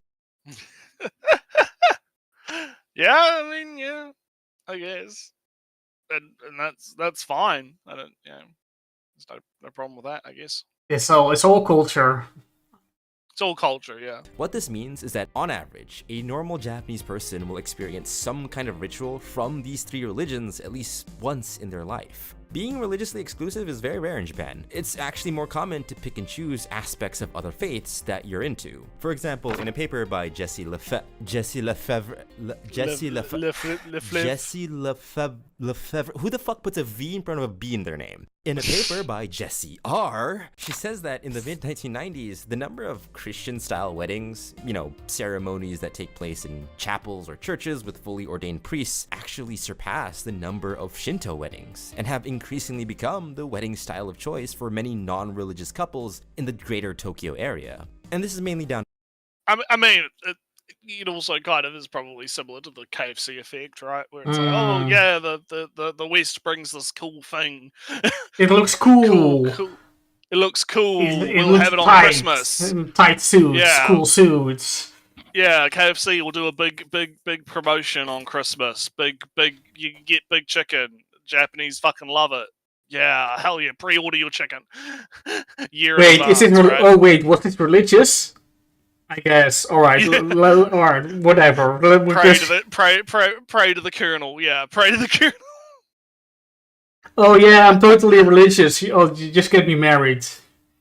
I'm here for the money. Those priests are there for the money. Am I religious? No, Yeah. I'm not a Christian. I'm just doing a Christian marriage.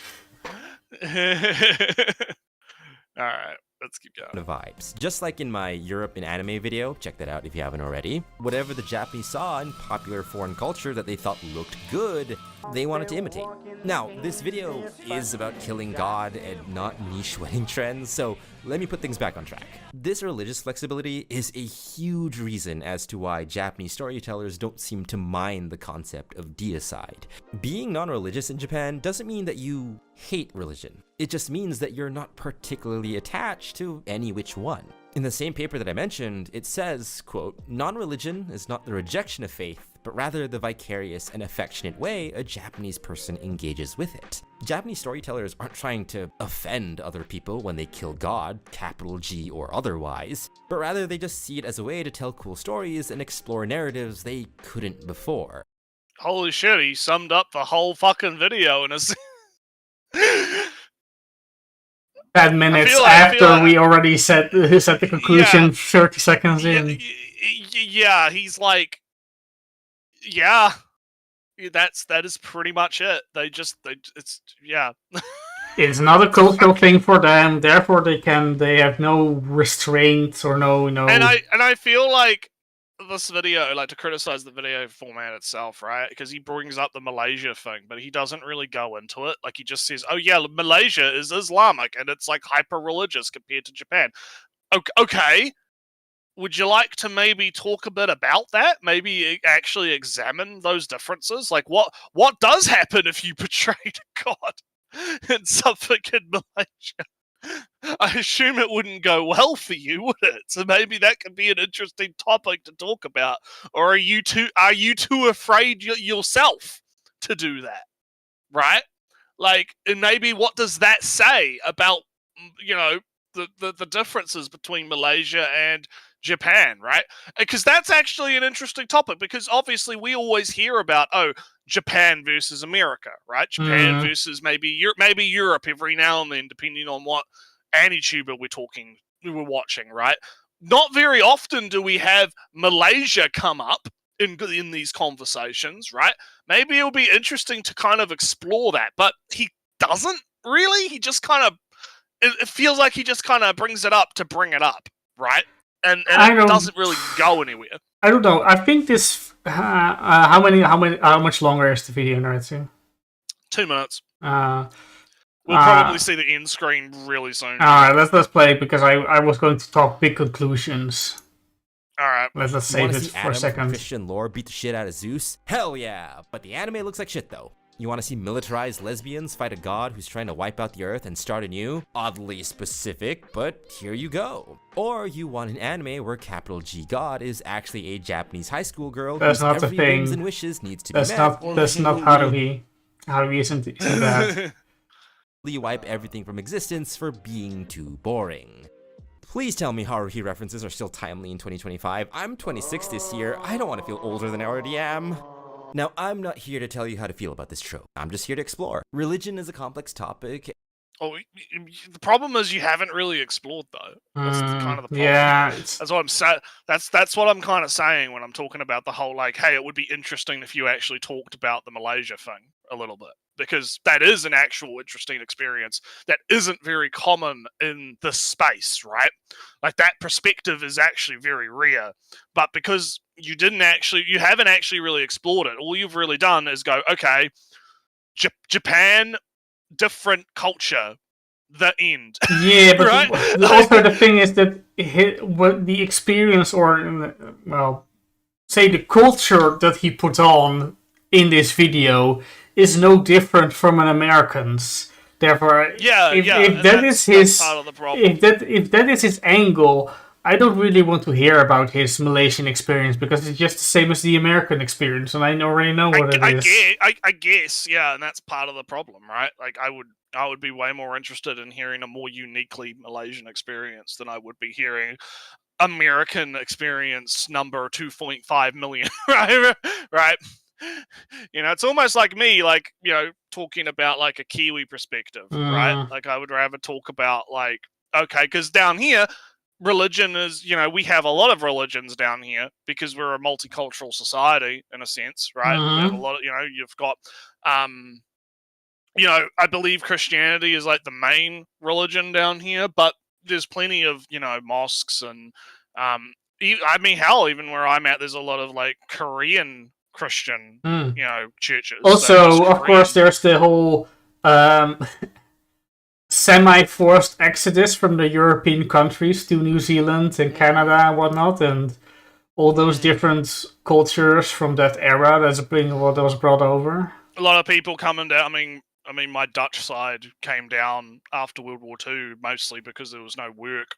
Well, so that happened as well. So, you know, that's why I say New Zealand is like multicultural, multi-ethnic. So we have a lot of mix going on, right? And so in terms of religion, I would have to look at the statistics, because I haven't actually looked at the statistics in a long time, but we do have a lot of, like, it's not like Malaysia, for example, where it's like Islam is a dominating religion that defines the entire culture of the country, right? To the point where you have to be religious to be a citizen, kind of. Yeah, yeah, exactly. Well, to be considered, yeah, a good citizen. Down here, it's like, you know, you can, you know, God, no God, you know, whatever, just fucking, who cares? No one actually really cares. You do you. New Zealand's perspective is interesting, because I know from, you know, family stories, anecdotes, that a part of the family at one time was forced to go to the New Zealand, and that harbored a little bit of a resentment, because the expectation was that the Netherlands and, you know, a lot of Europe would take decades to rebuild, and that was the reason why the governments kind of said, all right, we're going to pick you and your family to go from war torn, but central heating, water and plumbing, cities, grocery stores, cars, and all this stuff. All right, forget all that. You're going to some farm with none of that, and you'll just have to deal with that. Only to hear after 5 years or so that we're rebuilt. We actually want we want more people. Actually, you could have stayed here. But now you have a life over there, and it's too expensive for you to go back. So there's a little bit, from what I understand at least, a little bit of a resentment of the people who were forced out, only to hear that it wasn't necessary at all. And that's an interesting story. I don't know how it is for your, family in that sense. No, because my side, like, I know that Olpa and Olma would come down here on holiday once after the war, and then I believe the situation, I don't know exactly, because Olpa's told me the story before, basically, was like, they came down on holiday, they really liked it down there. It's different. Yeah, and then after the war, according to what Olpa was saying, there was not really a lot of job opportunities for him. And so they made the decision, okay, we'll just move down to New Zealand, because New Zealand was open at the time for, like, okay, you want to come down here, you can come down here. And it is interesting because he did face a lot of prejudice, actually, because he was a tiler. So he did tiling and, like, bathrooms and that kind of stuff. He was a tiler for most of his life, and he would have big fucking, like, it's interesting because when people think about, like, bigotry and racism, right? They think about it in terms of like, the poor black man, right? The poor minority black people. No, down here, my Olpa, like, his boss wouldn't even fucking talk to him. This boss fucking hated him because he was Dutch. Just because he was Dutch. And it was mostly, I believe, according to Olpa, because, like a lot of people, like the home New Zealanders felt, all these Europeans coming down here, taking all the jobs, doing all the work. Similar to the US with, like, the Mexicans, right? Or, like, the Irish before that. They took our jobs, right? That kind of shit, right? And so Olpa was like, he didn't give a shit. He just was like, no, I'll do the job. I get work. I get paid. Eventually because they were part of a plan where they were given a state-owned house, but the plan was basically, back then, you could, if you lived in the house long enough and you paid the rent long enough, you could just buy the house. Yeah. Eventually. And so he just did that, and now they own that. Well, he owns the house now because Omar died a few years ago, but now he owns that house, right? And they lived in there pretty much ever since, all the way through into retirement. So yeah, so it's an interesting kind of, like, perspective on it a little bit. And then, of course, from my perspective, growing up down here, right, from that, it's like, yeah, religion's always been kind of like, because I believe Olpa and Omar were, I think they were Christian. I think I always get it confused. But they were kind of religious, Protestant-ish, probably Protestant-ish, yeah. But they were kind of religious, but they never really, like, forced that on Mum or us, right? They never really kind of forced it on us. They just kind of were like, yeah, all right, let's, if you it's time for Christmas. It's time for Christmas. Yeah, we did Christmas. Yeah, we do Christmas. We do Easter sometimes. Yes, it's it was kind of similar in the sense of how the Japanese kind of do it, where it's like, yeah, no, you can. It's time for the ritual. It's time for the ritual. Yeah, it's not really a big deal, right? And so in terms of, like, viewing it, and then of course now I view it on a much wider scale because adult, right? Yeah, it's religion is not really seen as like this. It's just a thing like, you just pick your flavor, right? Like, do you want to believe in God? Do you not want to believe in God? Do you want to go to that church? Do you want to go to this church? Like, who cares? No one actually really cares, right? What you're on, right?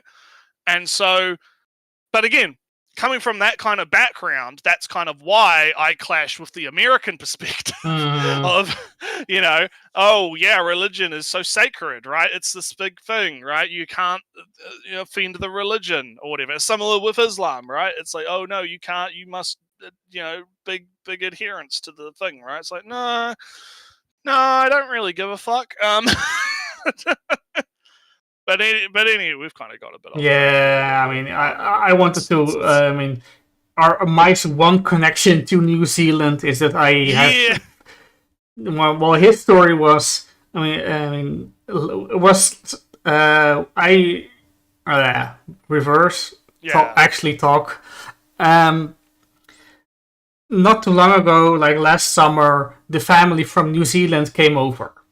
And we are kind of the one connection they still have to, their ancestors, the Dutch side, the Dutch side. So we had a big party, etc. And the grandpa of them really got lonely in New Zealand and started to kind of resent the fact that he was forced to go there. And it was letters were sent back and forth, but letters take time, and he was writing in letters from.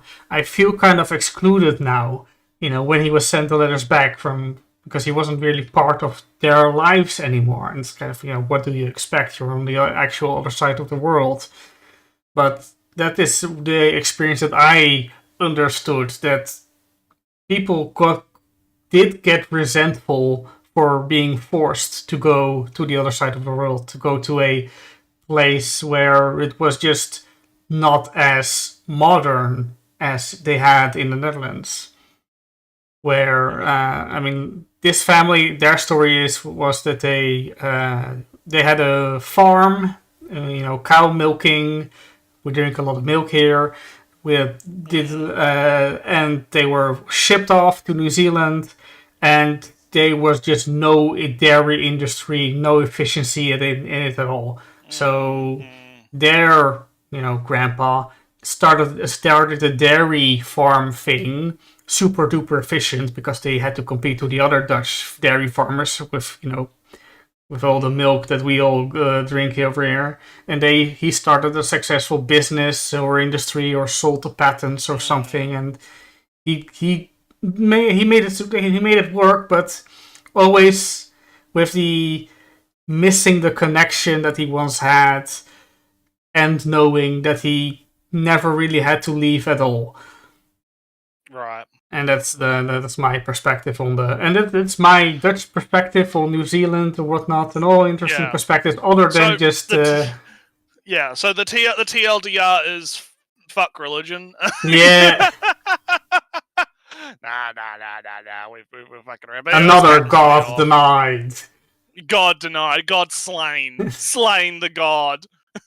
And humans are even more complex creatures. Our relationship with the divine is simultaneously beautiful, infuriating, and amazingly complex. And it was he didn't say one word about the complexity of the relationship between human and religion. Again, he just stated a bunch of shit like, "Oh yeah, Japan is like this," and it's like, okay, yeah, that's great, but what's the actual? Well, what is the complexity in that? Yeah. Seeing how the anime chooses to portray the divine. One minute, God is a literal plot device. The other minute, he is a jaded retiree. And in the other, he is a literal concept. Different portrayals, yet all the same fate. But in that as well, it's all the same. It's not the same fate. It's actually not. It's not even the same. It's not the same message either. What the fuck are you talking about? Hang on. I gotta hear what he's gonna say about the same message. Hold on. Portrayals, yet all the same fate. But in that as well, it's all the same message. By killing God, we killed the most holiest and mightiest thing the world yet owned. To fight God is to fight the universe itself. But after reading the first thing is, what if it's not the only god in the setting, right? It's my Baldur's Gate. Just Gate. Killing the bad one. I killed 3 gods in Baldur's Gate, like I said. Yeah. Like again, it's a bit like you can't just make a generalized statement on this, because it really does depend on what the setting and the work is trying to portray, right?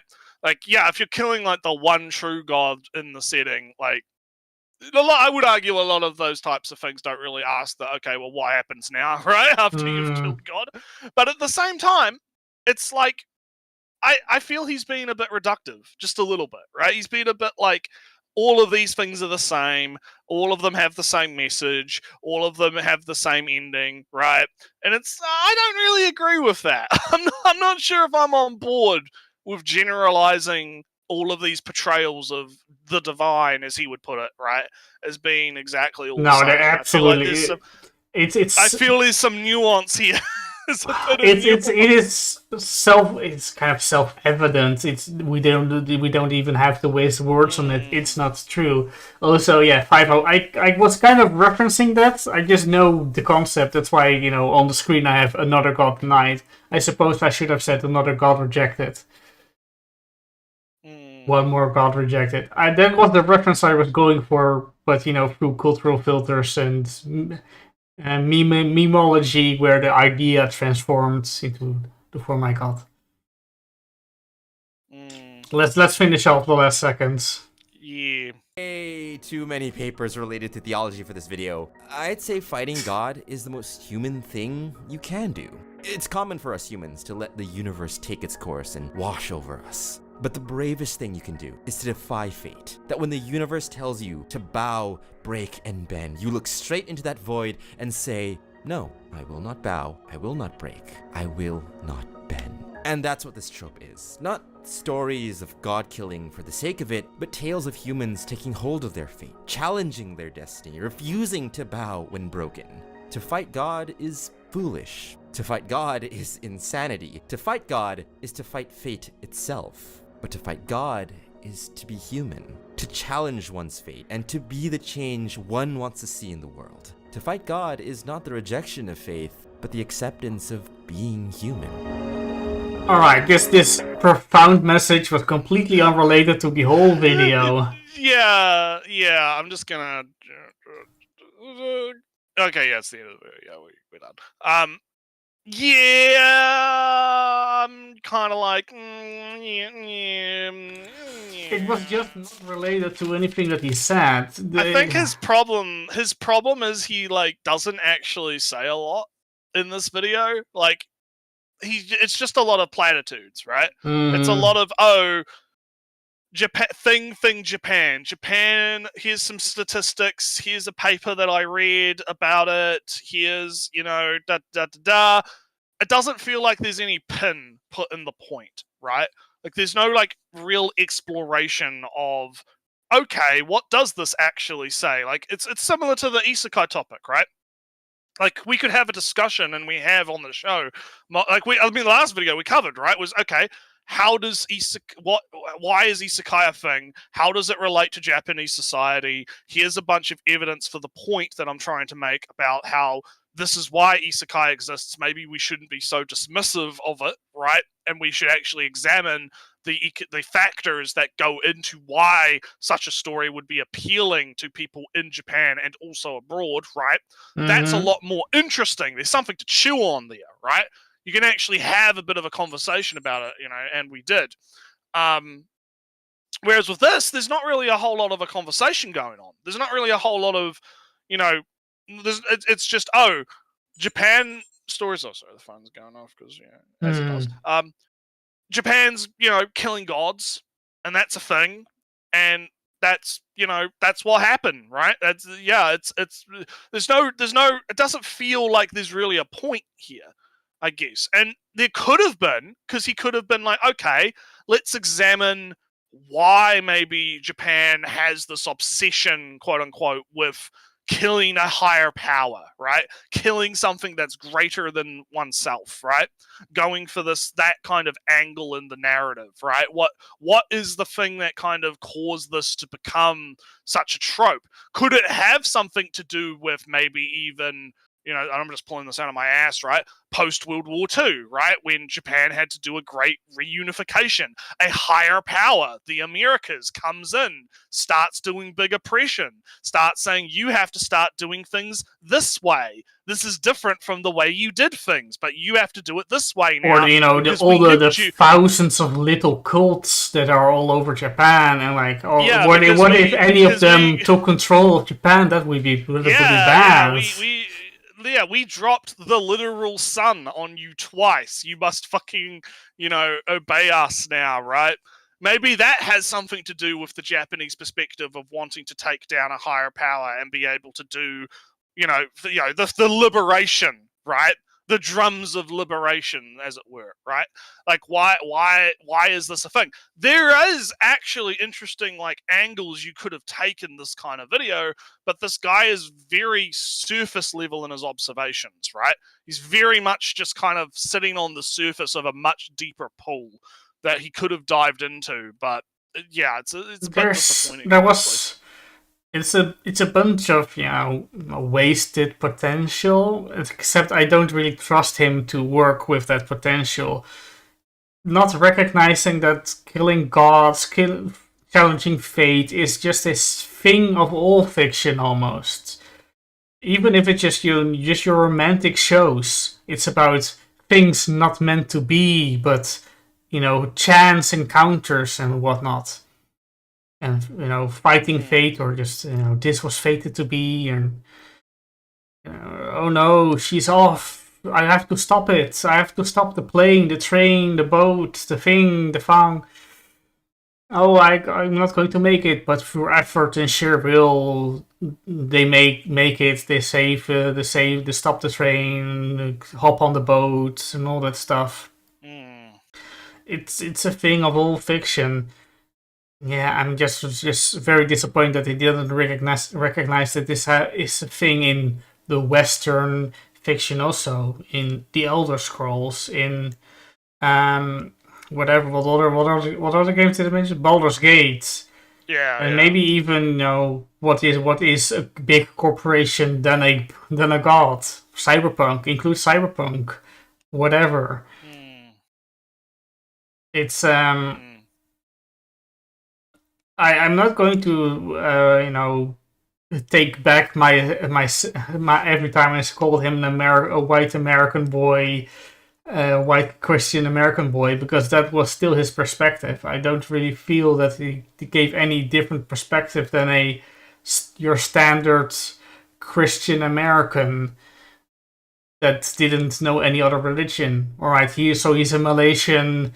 Maybe not religious, but still cultural Muslim, who still has the same, idea of this monolithic fate that dominates your life, and seems kind of, jealous or mystified at the same time about how the Japanese don't have this concept. They don't have the specter of religion looming over them, ready to strike them down the moment you do something wrong. But then not recognizing that he himself doesn't have this same, respect for some Protestant version of Christianity, for his, the cultural faith of Malaysia before Islam came. What does he think about that religion? Those myths? Is he treating those with super respect? Or is he okay with them being used as common low-level monsters?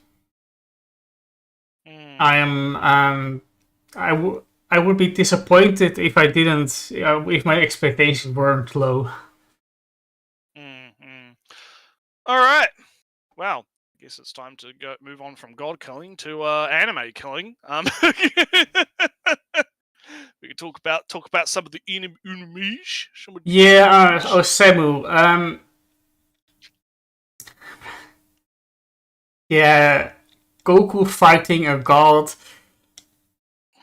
But I don't feel this video is meant for the underage, 16-year-olds, at the age that you kind of start thinking about other people's faith and religion or worldviews, kind of 16. And I feel like that's kind of the starting time that you actually can really start considering those things. This video isn't made for them, but he still kind of talks like with these concepts. Almost rely on no, never mind. It just his tone and his examples and his humor, his fortune humor. That doesn't. You don't do your fortune humor if your audience is 16. That's not a thing. That's not a. Yeah, and it's not like I don't think it was very deep at all, honestly. No. But anywho, so I kind of want to. I might do a bit of a shotgun here because All right. I got a couple that I can kind of blitz really quick All without right. having to do too much plot summary. So I'll start with please put them on Tamaki-san because Yeah.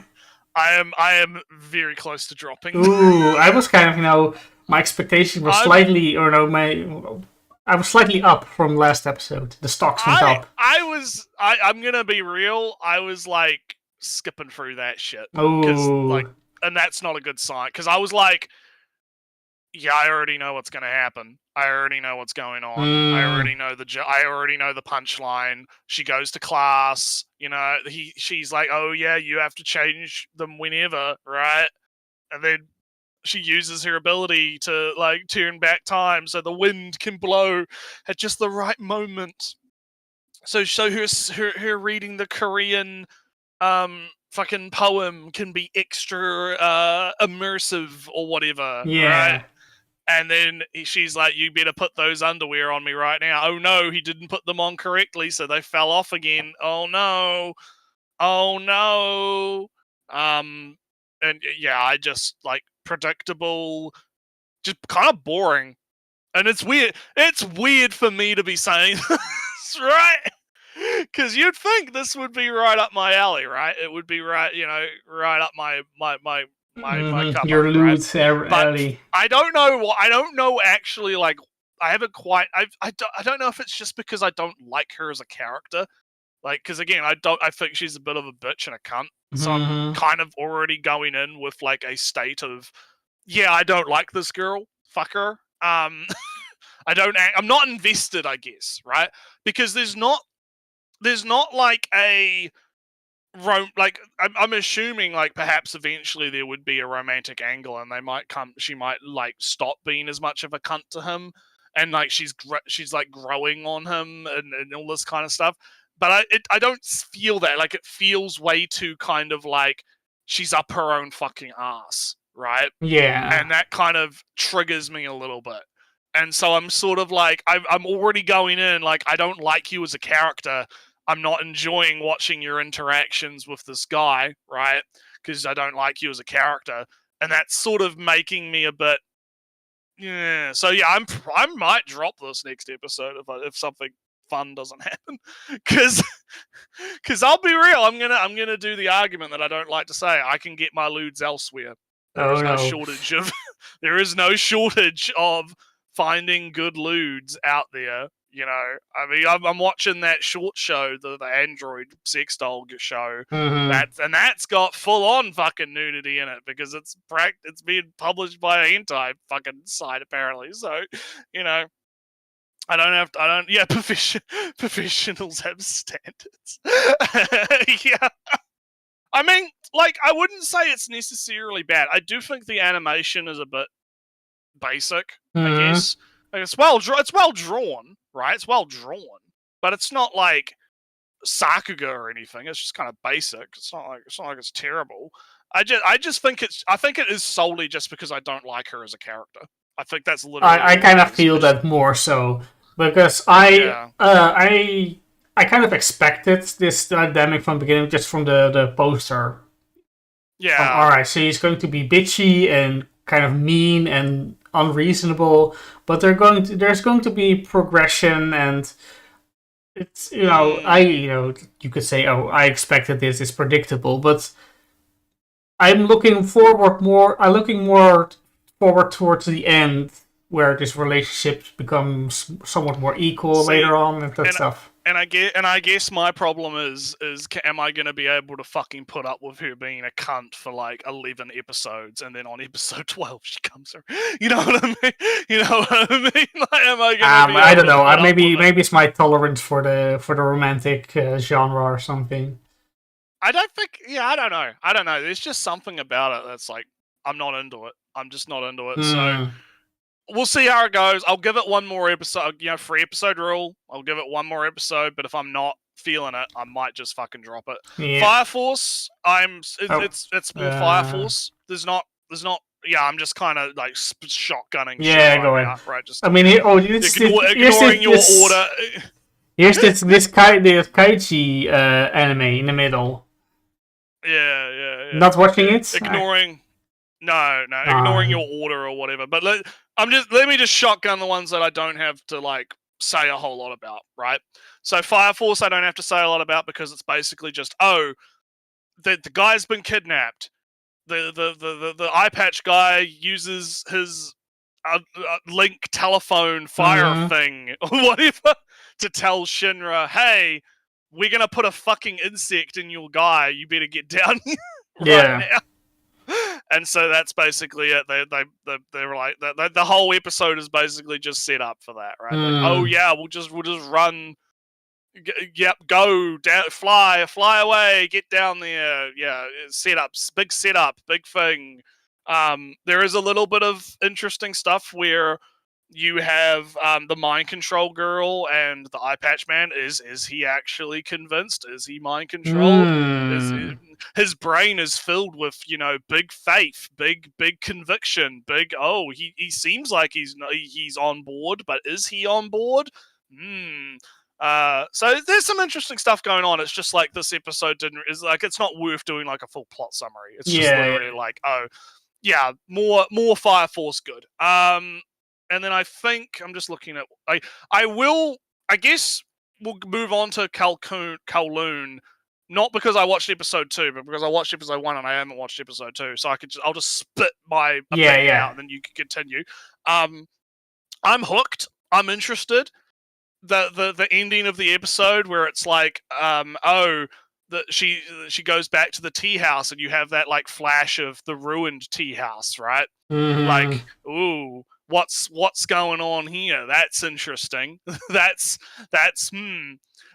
I described it as like SCP shit, right? Like there's some very weird kind of mystery, you know, he has a girlfriend already, but the picture is me. What's going on? The tea house man thinks that, you know, I'm the girlfriend. Like, wait, what?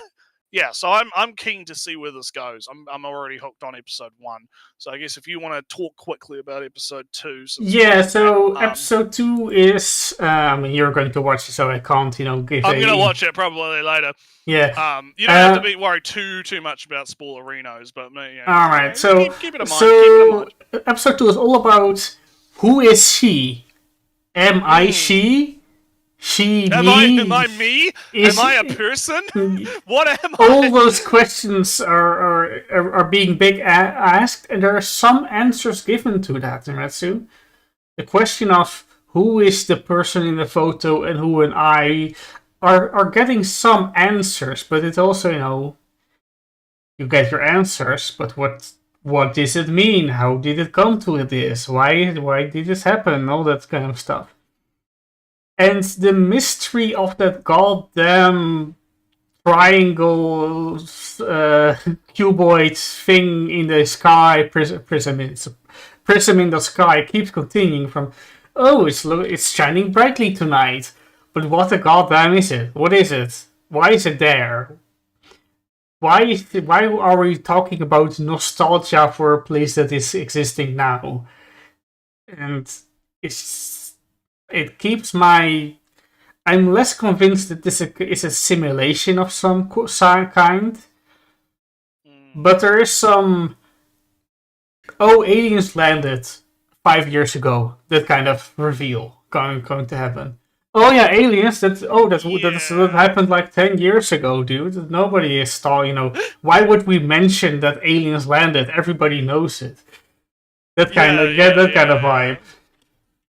I mean, it could be that, or it could because, like, I mean, there's the dropping the hints of the pharmaceutical company shit. Like, that's why I described it as like SCP type shit. Like, perhaps there's some kind of like, mimetic agent or some shit going on with like the fucking eye drops, or there's some kind of like the thing floating in the sky is some kind of like pocket dimension generator or some shit.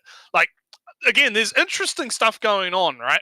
And I'd like how it's like I was kind of talking about this with the boys a little bit like yesterday when I was kind of talking about how I was watching it, where you have this kind of feeling of, it presents itself as a generic romance, right? It's literally in the title. It's literally in the title of the show, right?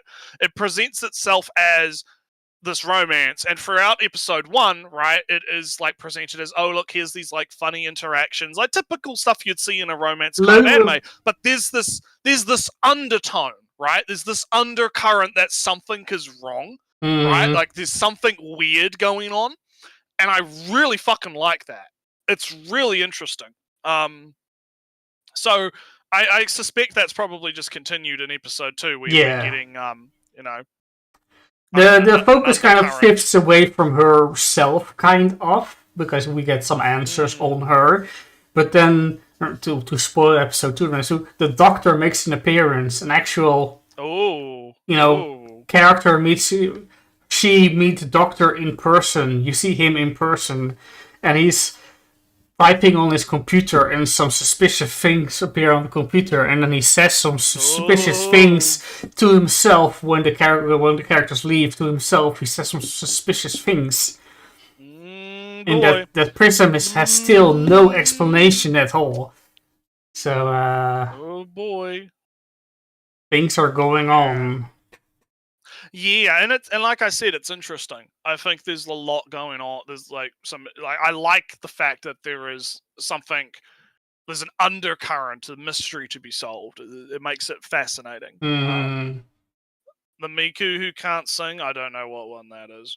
No, I remember vaguely some small buzz around it, but I haven't watched or heard or anything like that, or read it, whatever. Move, unless you've got anything else to say about Calcloon. No. I mean, the more I say, the less you'll have to watch it. Yeah, I'll try and be caught up by next week when we. I just didn't have time yesterday, and it completely slipped my mind. I was lying in bed. I was like, shit, I haven't watched Calcloon. But moving, because I did watch Country Bumpkin though, so I can talk about that because that was literally yesterday. I'm having a good time. It's interesting because we got kind of the backstory of our of our girl who wants the dick.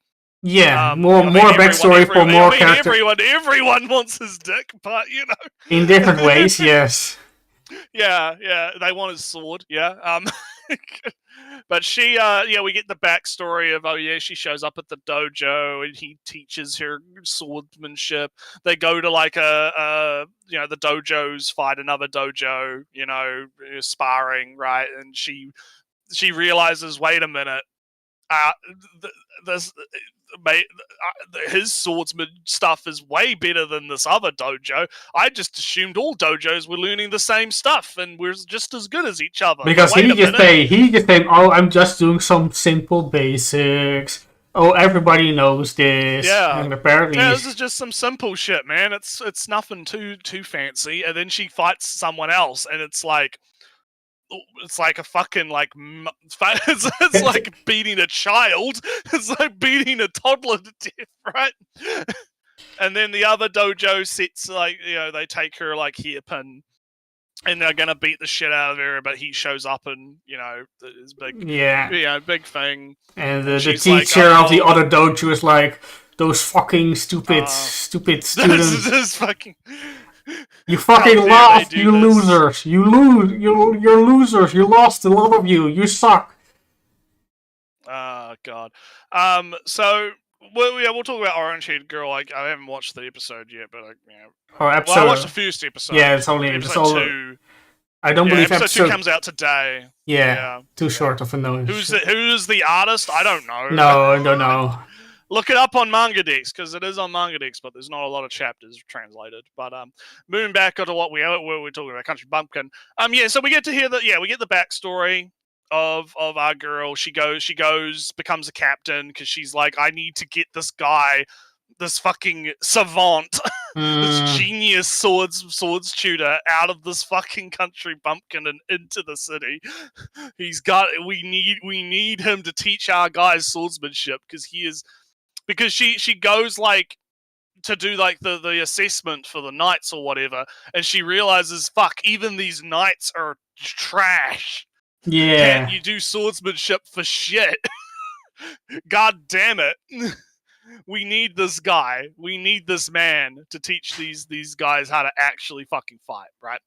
The name is fucking. Oh, please hide it. Was it? I forget her name. No, he's talking about the Sextile one. Yeah. I'll put it in the chat for you. Hang on. Let me just paste that. Hold on. Delete that. Bam. There you go. Anyway, as I was saying. So that was like the first kind of half of the episode, which was pretty normal, and then the second half of the episode is we get introduced to a new character. A very aloof girl who doesn't show much emotion, but does have them. A black-haired mage girl who is sword magic. We're doing some sword magic fun times, right? Spell swords. And yeah. We get introduced to her, and it turns out she also. Everyone went to the dojo. Yeah. In the middle of nowhere, and fucking learnt from our guy. Even the other guy, the what's his name? The other chick, the short-haired girl. Yeah, the blondie kind of. Yeah, she's like, blonde. Yeah, we both learned at your dojo, and he's like, yeah, cool, and they stop a robber from stealing someone's purse. It was a kind of a semi-exposition of how magic works and how you can use it. Yeah, magic is like a rare thing. Only so many people are able to actually become mages or wizards or whatever, right? Yeah. Give us suggestions. Well, we're always open for suggestions, Joshua. Whether or not we get to anything, this is another story. No, it was all, and this episode was still kind of an introduction. I felt it's not much. Yeah, we're still in the getting in the flow, but we also got introduced to a sassy little child who de-aged herself to be 100-year-old witch that de-aged herself to be a little girl, as you do. And he keeps calling her a sassy little child. Not believing her and whatnot. Not believing her, yeah. And so, yes, because he's going out on a bit of a night walk to have a look around, and he bumps into, and turns out she is the teacher of the mage girl, and she's like, I want to fight a strong opponent. You seem pretty strong.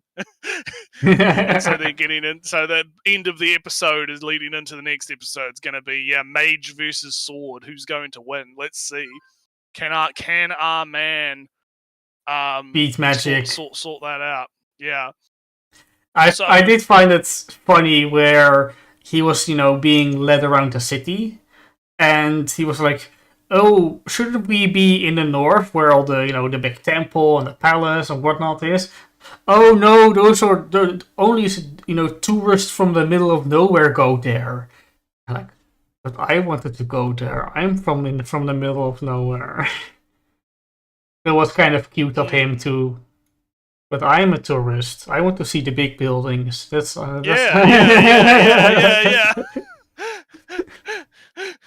And true country bumpkin style. But anyway, I guess I'll take a break from my shows and I'll let you kind of. Yeah, let's go from witch to witch, from witch to watch.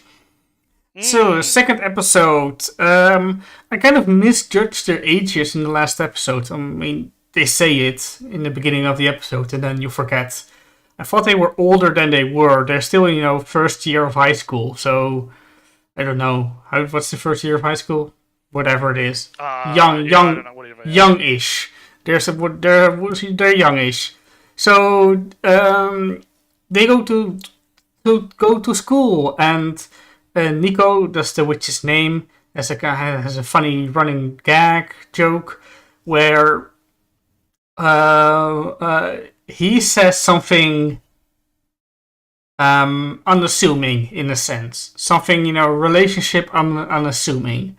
She takes it to be some relationship, a kind of an example of their relationship, of them living together. And then it transforms into a kind of interview where she imagines she's being interviewed about her feelings about the current relationships and where it might go. And in those relationships, from well, he is always like this, but he can get really serious. And that was the thing in the last episode. In this episode, the thing that triggered this scene was he was drinking some tea, I assume, or some drink of him, milk maybe. And she comes down in her pajamas. And she was like, it was her first night together alone in this house. And it's like, he says like, cool, but maybe you should not come down in your pajamas. We're still, I'm a guy, you're a girl after all. And then she does her interview. Oh yeah, he's so stoic, but maybe there's something because he's a guy and I'm a girl, Just completely repeating what he says in her imaginary interview, and then she's taken out of it. Funny jokes, anyway. Then she goes to school. He has this mission to protect her from harm that will come after a year. So he doesn't want people to know that she's a witch because that draws attention, blah, blah, blah, blah. They go to school. She wants to impress him anyway. She does magic, and through shenanigans and trying to hide it, it gets revealed anyway. And yes, she's a witch. And then some fun magic time happens. But the thing is, Nrewtsew, that, alright, it's revealed that she's a witch, but nobody knows that he's an Oni. Because he has some, childhood trauma about that, where parents didn't want their children to play with him because he's an Oni, because Onis are strong. A punch of him can kill a child. So he kind of feels like, people shouldn't know that I'm an Oni, otherwise because it would make people scared and whatnot. Anyway, that also gets somewhat resolved in this episode. People find out he's an Oni. Oh cool, dude, you're super strong. That's so cool, dude. And that's about the reaction that is. It's all about a bit of an acceptance. One small thing that one joke I want to spoil from the show is that characters, people. This is the first day of school. The teacher is a big manga otaku who references, Hunter x Hunter and whatnot. She says, alright, stand up, say your name, and say something about yourself. And so people stand up. Alright, damn, on the spot. So characters have, hey, I'm Levi Gross. I'm Leafy Gross. So my family has an orchard where we grow leaves. And there are 5 characters of this. Where one character is like, I post, I am a lot I am internet a lot, and I like to read comments. And then there's like, I am troller. I like I like trolling on comments. That stuff. Funny jokes. explaining jokes in a show, in a funny show, is not too much what you do. So I'll move on to can a boy-girl relationship survive? Nrewtsew. She is shipping him with the new girl because she's in big bro energy. She's like, oh, relationship. He's never done relationship things before. Let me ship him with the girl that's just here. Hey, hey, what was it scene again? So many shows, I forget stuff. They talk about liking each other. Then she's like well, do you want to kiss her, kiss somebody, or have sex with somebody? He's like, nah, hey, aren't you just confusing love with lust? Nah, they're kind of the same thing, she says. Hey, by the way, what are you into sexually, fetishes? What are you asking me? Hey, do you like bigger breasts? Do you like long hair? Long black hair with red undertones? And these are all things that other girl are. She has she has bigger breasts. She has longer hair with black hair with red undertones. So she's so full on shipping energy between the two of them.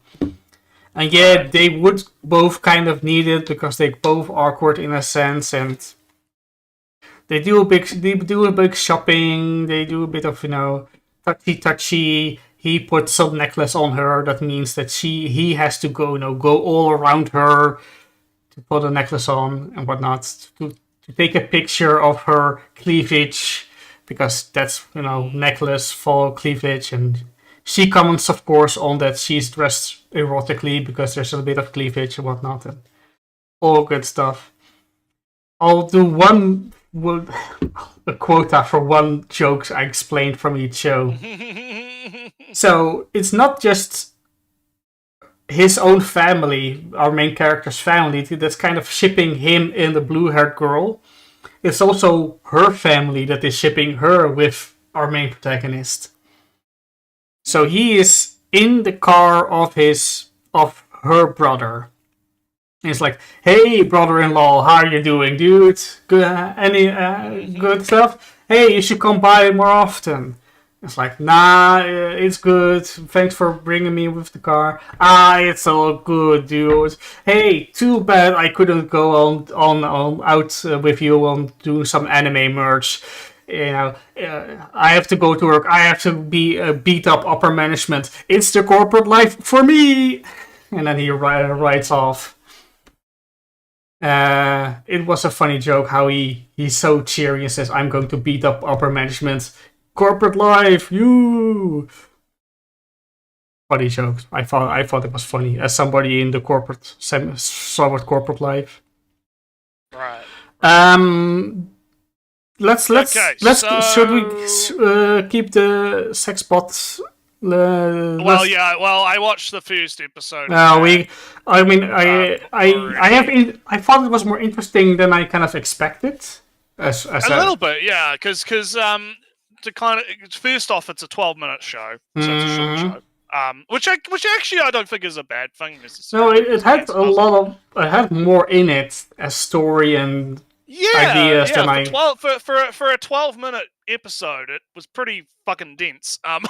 It was pretty dense because it establishes the setup, right? It's in the future. Robots are a thing. There's these new generation of robots being made. Brand new, kind of still military knowledge. Our main character is like a otaku who's into robotics club. He wants to work in the big robot lab with the genius robot girl who shows up on the hologram announcing that, "Oh yeah, we're working on new robots." And the classmate, who's our orange-haired girl, she's super popular. She's big. She would never care about. Whoa, no, I bumped into her on the stairs. Whoa, what happened?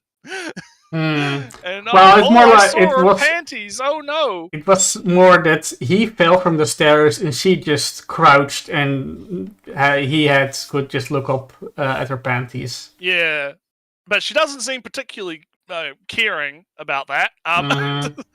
She doesn't seem to care a whole lot Or about that. Really, notice in that sense. she's just kind of like, yeah, woo.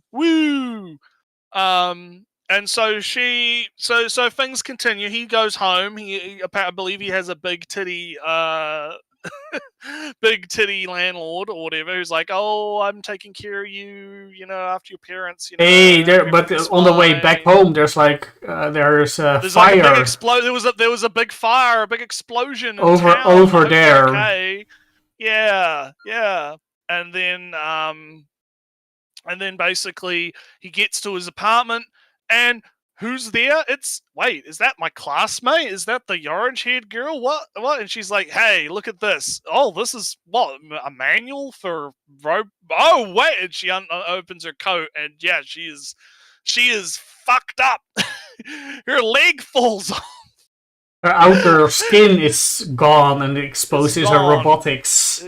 Robotics, yeah. So she is the android or sex robot or whatever. As later revealed, not right now. As we later revealed, yeah, not right now. But he takes her inside, and he reads over the manual and fixes her up, puts her leg back on. The skin's gonna take like 4 hours to heal, right? Mm-hmm. Big stuff. And then she wakes up and she explains, "Yeah, I'm a new model. I'm a sex model thing. That's big infiltration, big targets, big. Oh yeah, that's what I'm gonna do. And I've chosen you as my first target because I don't have any missions assigned to me, so I don't really do anything right now. I just exist right now." Mm.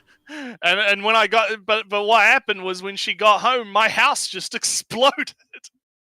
So I don't have a house anymore. Yeah, I'm gonna live with you now. So you can kind of see where this is kind of going. I know I did read. So this kind of covered like the half of the first chapter of the manga, because like the second half is, and there's a few differences as well. In the manga versus what the anime is showing. Nothing too like super different, but there's a few differences in how it's being presented. One thing I will say is, yeah, it is full. Yeah, you get full nudity here. I mean, outside of Rod censoring, but that's about it. Yeah, but that's because Japan, right? But no, you get full on. It's full frontal. You're getting the full package here, which is good. And so yeah, no, I'm much more. I posted it before, Samu, for Josh. But yeah, it's pretty good. It's pretty good. Yeah, and the thing that sorry, I was going to talk plot and themes for a second. And the thing I kind of, all right, sexy, naked breasts or whatnot, funny, somewhat shy boy, getting girl, hot girl, actually falling over her, whatnot. She puts her breasts on his head. Yeah, immediately, all good fantasy stuff going on.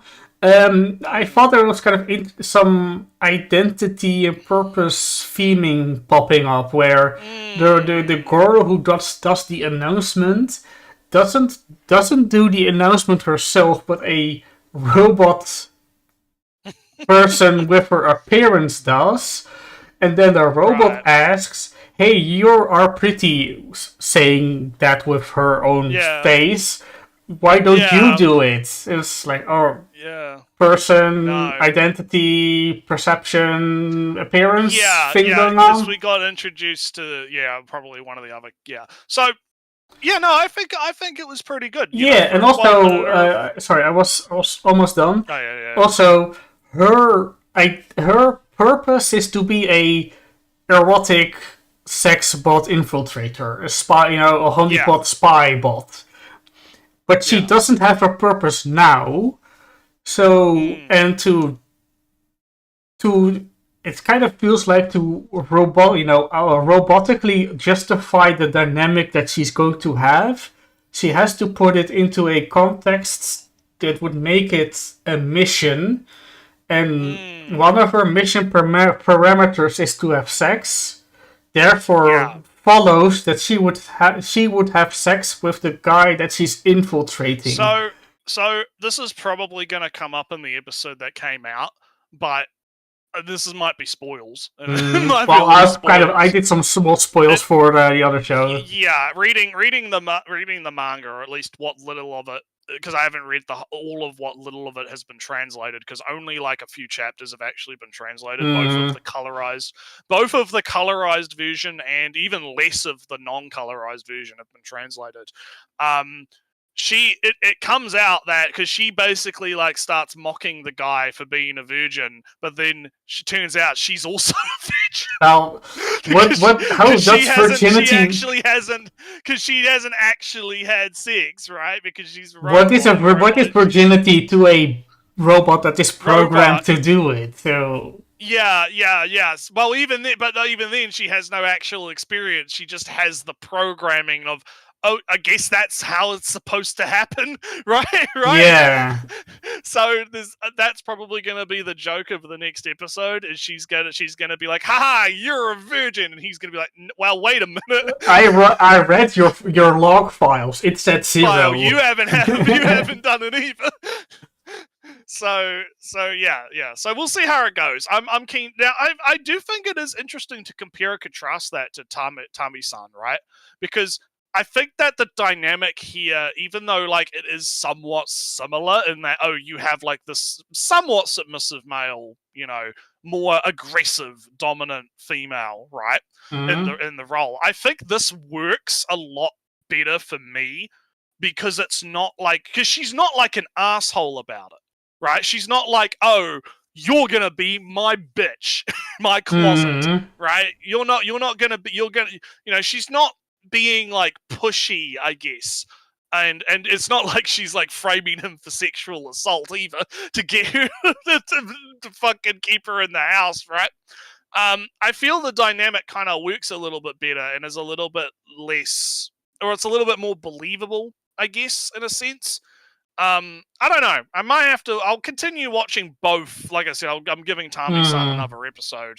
But I would be interesting to compare and contrast these two series, and because it's like a similar dynamic, but not quite, and that makes it interesting.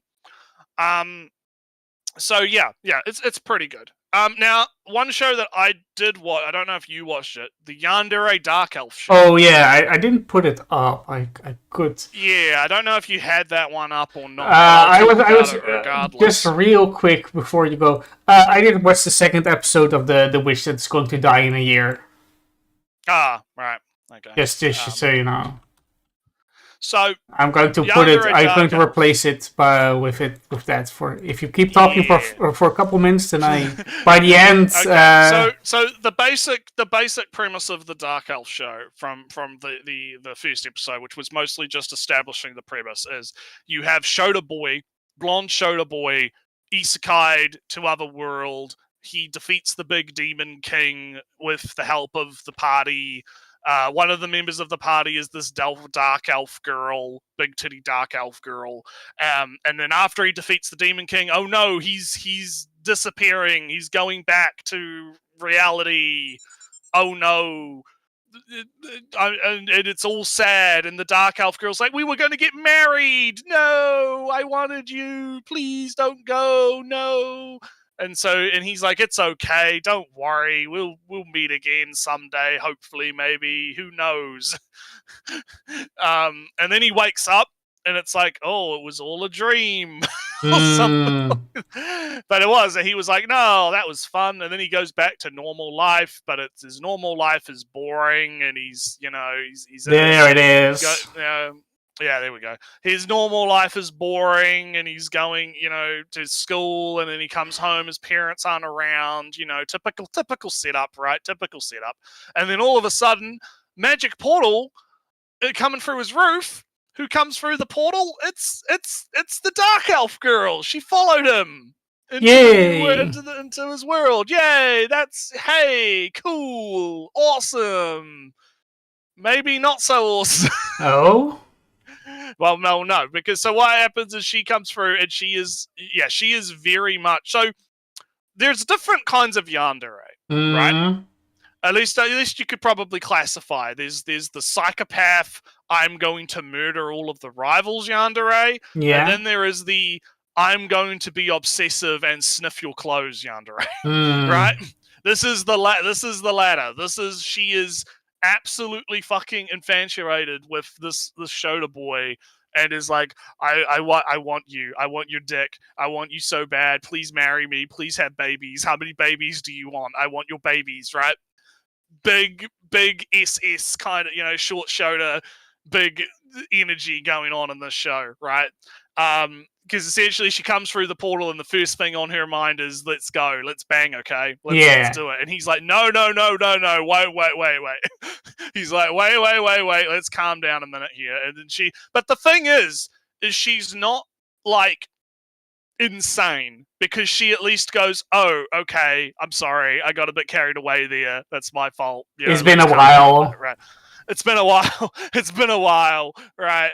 So she's not like super crazy, right? She's a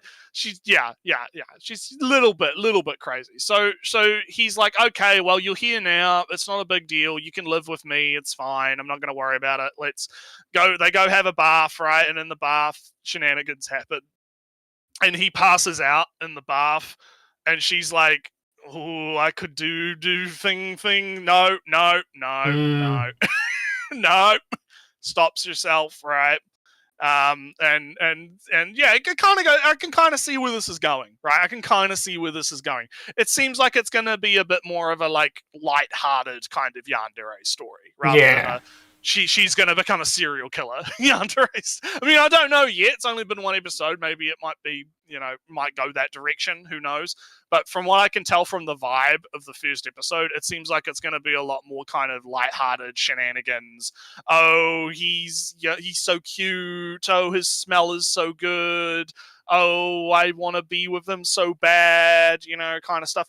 And it remains to be seen if that's going to end up being boring or not, is kind of where I'm at. Like, if it continues with like just the same gag, right, over and over, it's going to get tiring really quickly. I'm hoping that they kind of like introduce some new elements to make it kind of a bit more interesting than just, oh, she's just psycho about him, right? Yeah. But we'll see. We'll see what happens. It's good enough for me to talk about it. all right. Where I'm at. And I think outside of Gundam, because I did watch Gundam, that's pretty much everything I've watched except Gundam. And we might talk about. Oh, I got to talk about Rock as a lady. Yeah, let me talk about something else first. But I'll let you talk about some of your stuff. Yeah. Because I again watch way too much stuff. Whoever says that the golden age of anime was some 10 years in the past is lying. Good stuff is coming out every year, but anyway, I complained about people complaining last season or season before that. Nrewtsew, the beginning after the end anime. It's 2 episodes in. I'm not feeling it. I think it's kind of bad. I saw some rumblings, a vibe, an opinion on the internet that the manga is better or the light novel is better. Anime is not, at least. It kind of continues the story of Mushoku Tensei on, where he keeps being trained, whatnot, and he learns a little bit about the magic system, a bit more, and alright, his mother is a healer, can heal, and that's kind of rare, apparently. And of course, there's a kind of a flashback to his previous life, where it was very edgy for a second. Like, alright, his father did a crime against him. He dared to think that he should die or something. He dared to think the king should die because he is evil. That's bad. So he should die. And if I'm alright, hey, but here's your family. We're going to kick the family out to a place where they're going to suffer like it's hell. That's fine. Oh boy. That's Oh boy. that's your punishment for thinking the king is evil. Your family will go to the hell on earth. And like, and then the king decides to kill the wife and child, and then the man is like, "Oh, king, you're being so gracious for killing my wife and child in front of me." I didn't like them anyway. No, you're saving them from such a cruel Yeah. fate. You're no. Yeah. Well, he doesn't. Yeah, He doesn't. The father doesn't say it as much. There's a bunch of faceless council members that's saying, "Oh, king, you're so grateful." sycophants, King, you're so sycophants. graceful for killing the wife and child in front of the father. You're such a gracious king. And the father is forced or believes that it was an act of mercy to kill his wife and child in front of him. Anyway, backstory stuff. All to say that he'd never understood why the father was sad or something. Why the father was sad about the situation. But they get in a situation where they get jumped by a bunch of bandits or whatnot, and As you do.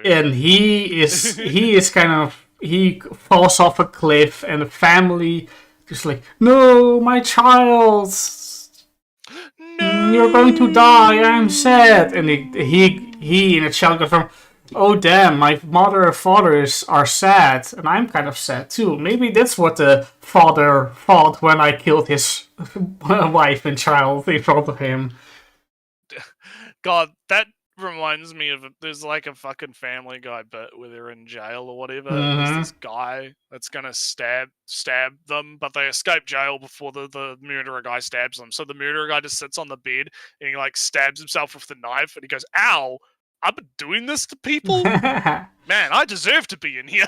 I deserve to be in this prison." That's kind of the vibe I'm getting from that. It's like, man, this is what I've been doing to people.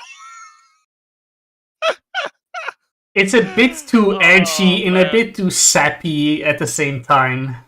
A little. It's a bit silly. It's a little. Anyway, silly. he falls off the cliff into the dark forest filled with evil monsters and whatnot. Apparently, he's presumed dead for the moment. Oh, the twist of Mushoku Tensei, he's also being sent out of this rural village house because he's too good with the sword and magic and whatnot, so he needs a proper trainer. But Nrewtsew, instead of the trainers coming to him, he's going over there. And And he's gonna go to the trainer. yes, and also Nrewtsew, the family's coming with him. That's different from Mushoku Tensei. Hey. But they get jumped and he falls off the cliff and whatnot. And Nrewtsew, in the forest, there's a big evil demon dragon that says, "Hey Arthur," that's his name. "Hey Arthur, Hey, bro." I've been waiting for you," and that's the episode end. But Nrewtsew, I'm not Yeah, interested. hey, bro. Oh, so we're gonna get some slime then. He's gonna merge with the dragon and become even more of a bad. Whatever, Nrewtsew, they couldn't. I'm not going to watch this next episode. I'm not. It does sound pretty fucking, yeah, a little bit.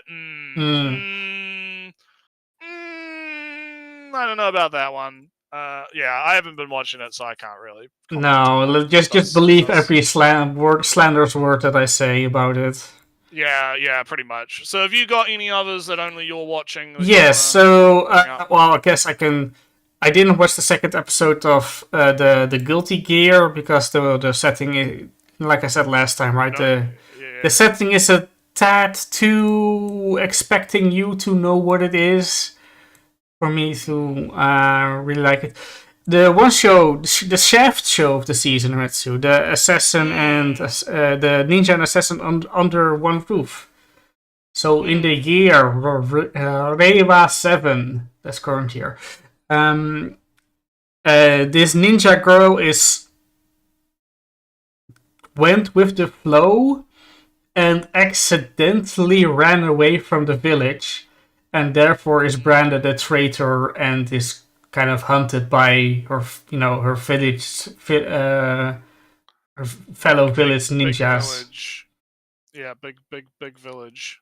big hidden village thing, and she's kind of hunted to die. But as she has run from the village by accident, she meets the assassin girl, who is just a cold-blooded assassin. Yeah, big assassins. And Big assassins. And in an actual Hitman world, there's an assassin ranking about how you can be a top assassin and stuff. And you can buy perks and helplines from. Oh, I need a cleaning service. Oh, I need a gun placed over there. So it's basically John Wick. Yeah, I understand.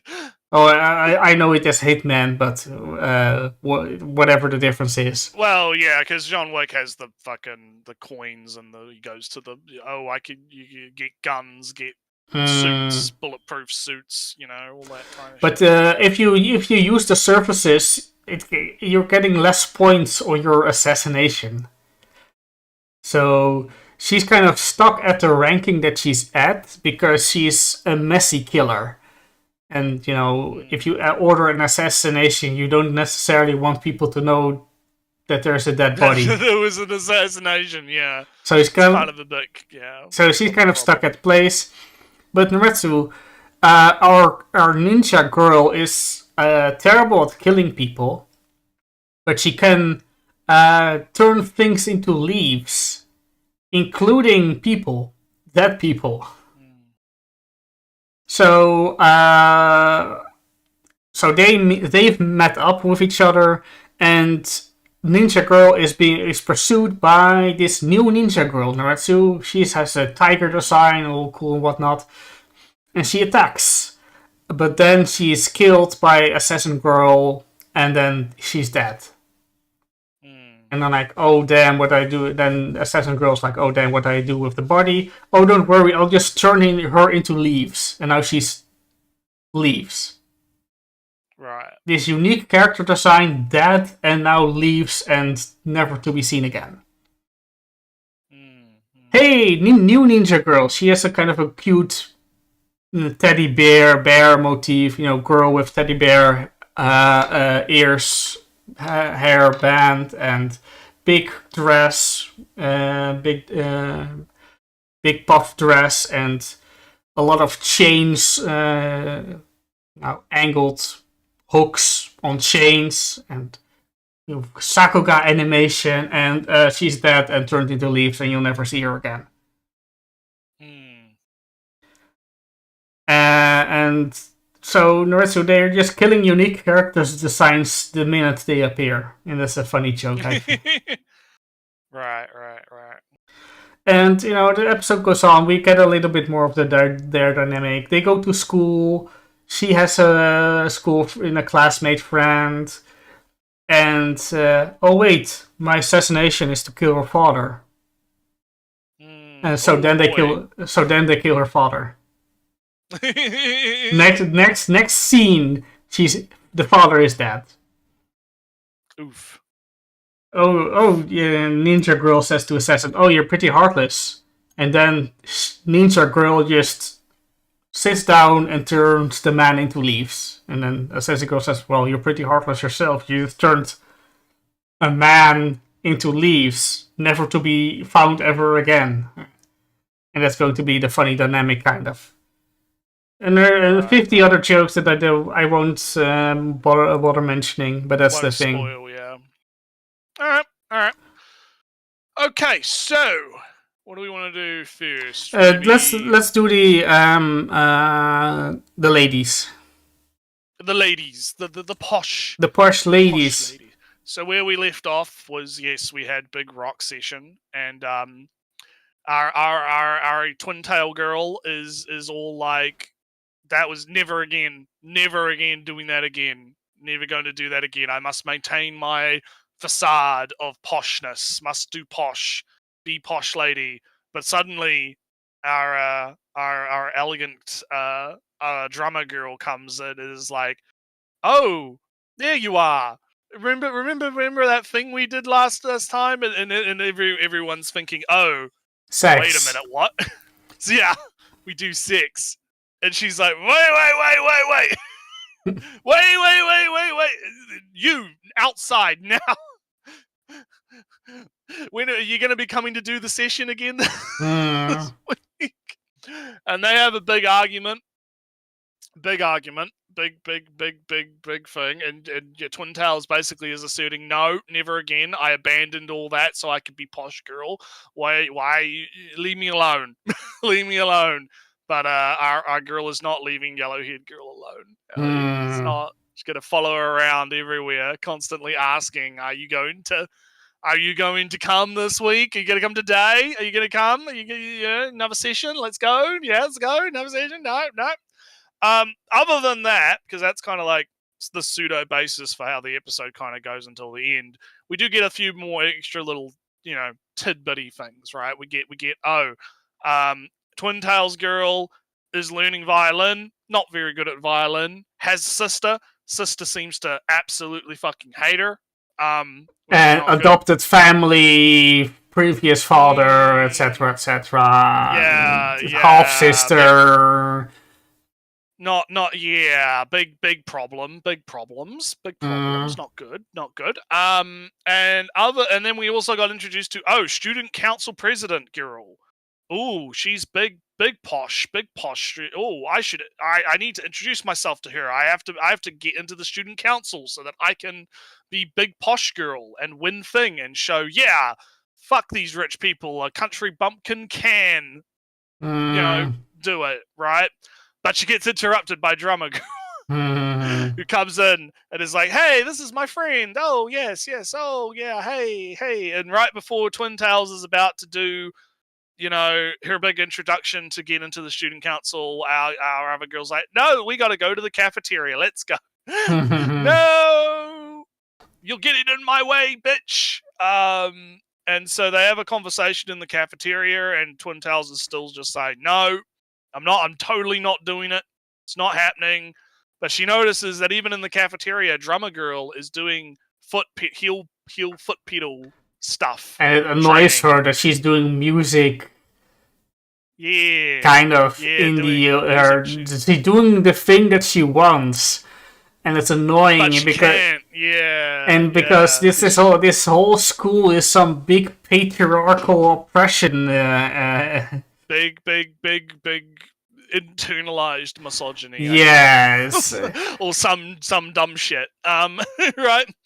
But then it ends up, oh wait, no, she does show up at the drumming, session.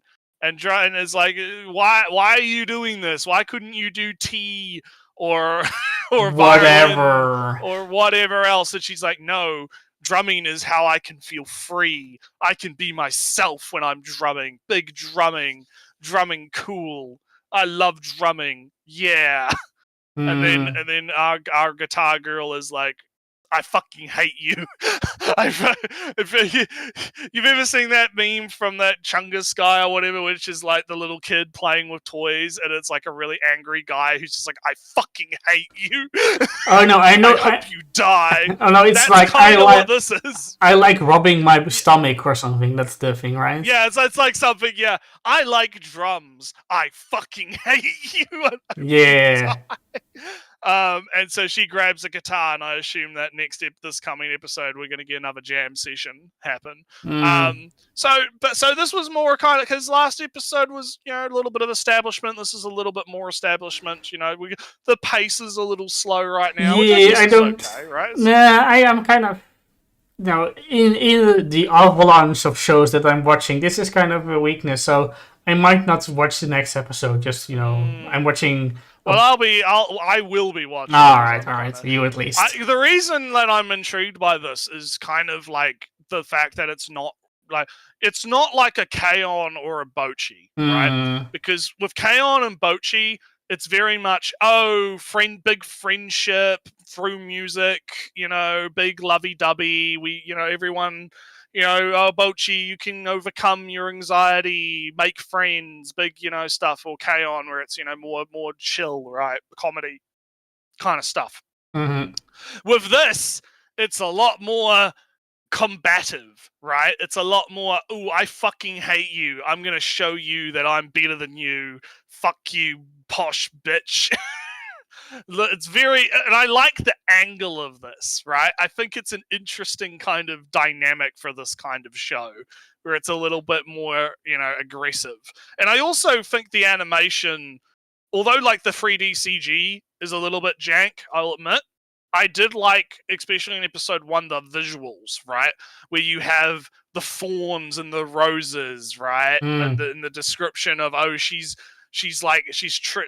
her playing is like treating me like a slave and a master. She has me chained up, and the fucking, the thorns are wrapping around her and are about to pop her eye out, and she's like, no, like that kind of visual storytelling, right? And how they're portraying, like, the way they're animating and visualizing what the sounds is trying to convey, right? Like the back and forth tug of war between the two. I find that interesting. So I'd like to see more of that. We didn't see that this episode, obviously, right? But that's kind of what I'm here for a little bit. So I'm interested to see where it goes, and I will be continuing it. So I'll let you know next week if anything happens in episode 3. But I guess the last thing we've got is the Gundams. Well, Gundams I still have 2 other shows. Oh no! Oh, well, if you've got 2 other shows, then I'll let you come. Alright, so we got a lot this season. We got a lot going on. Yeah, so that's why I kind of like, if the weakest if the weakest is the lady show, the rock lady show, I can drop it. I have 9 other shows that I'm watching. I don't need. Yeah. I'm full. I am satisfied with. Oh no, I'm watching one less good show. Oh, the show is good actually. Oh, one less good show. I'm so devastated. Yeah, we got a big show. Big show. All right, so let's do How to Become Ordinary in Nrewtsew, because kind of what I said about the previous season, where people talk knowing things that I don't know. It's like coming to a family meeting as the boyfriend of somebody. I get that kind of feeling. All these connections exist. All these people know each other and know of each other and know that though these don't like each other, and but the children of them do like playing with each other, so they see whatnot. And he has failed his class and is a dropout, but we don't talk about it that much, etc.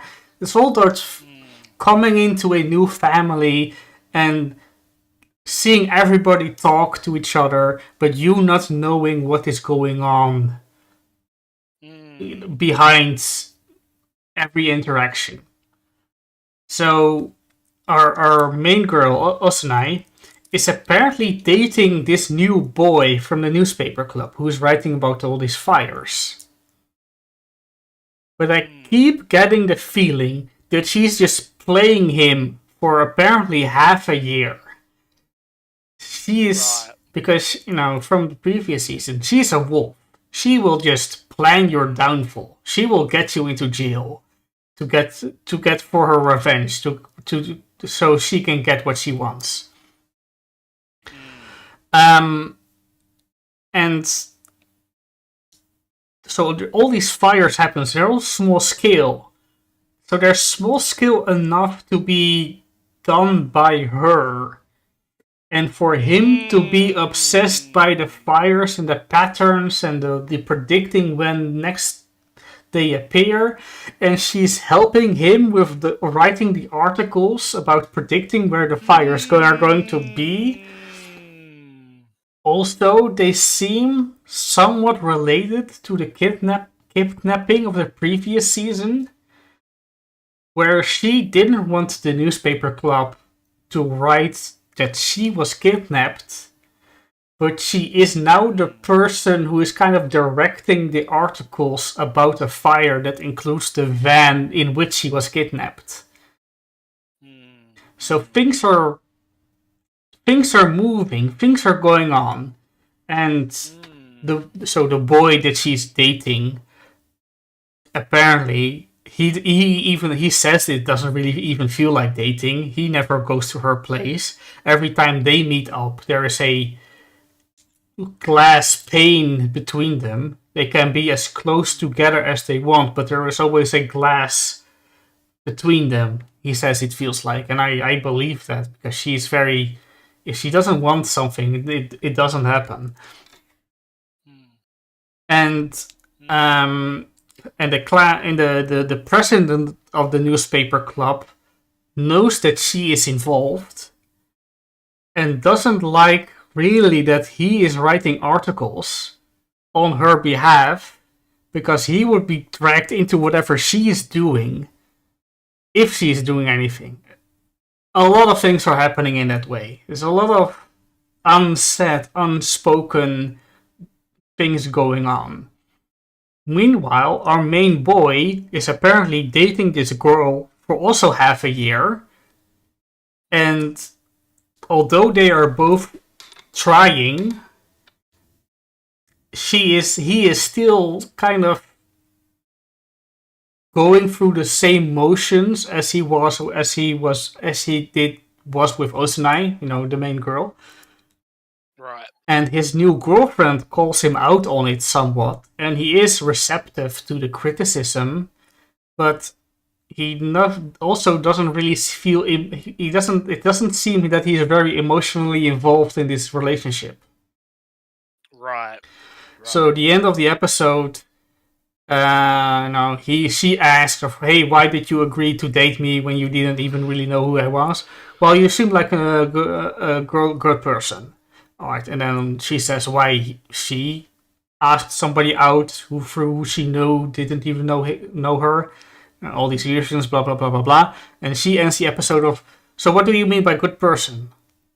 What purpose did you have to do this? Why do you keep this up for half a year?" Meanwhile, Osanai is now telling the boy that she's dating, "Oh, stop doing the articles.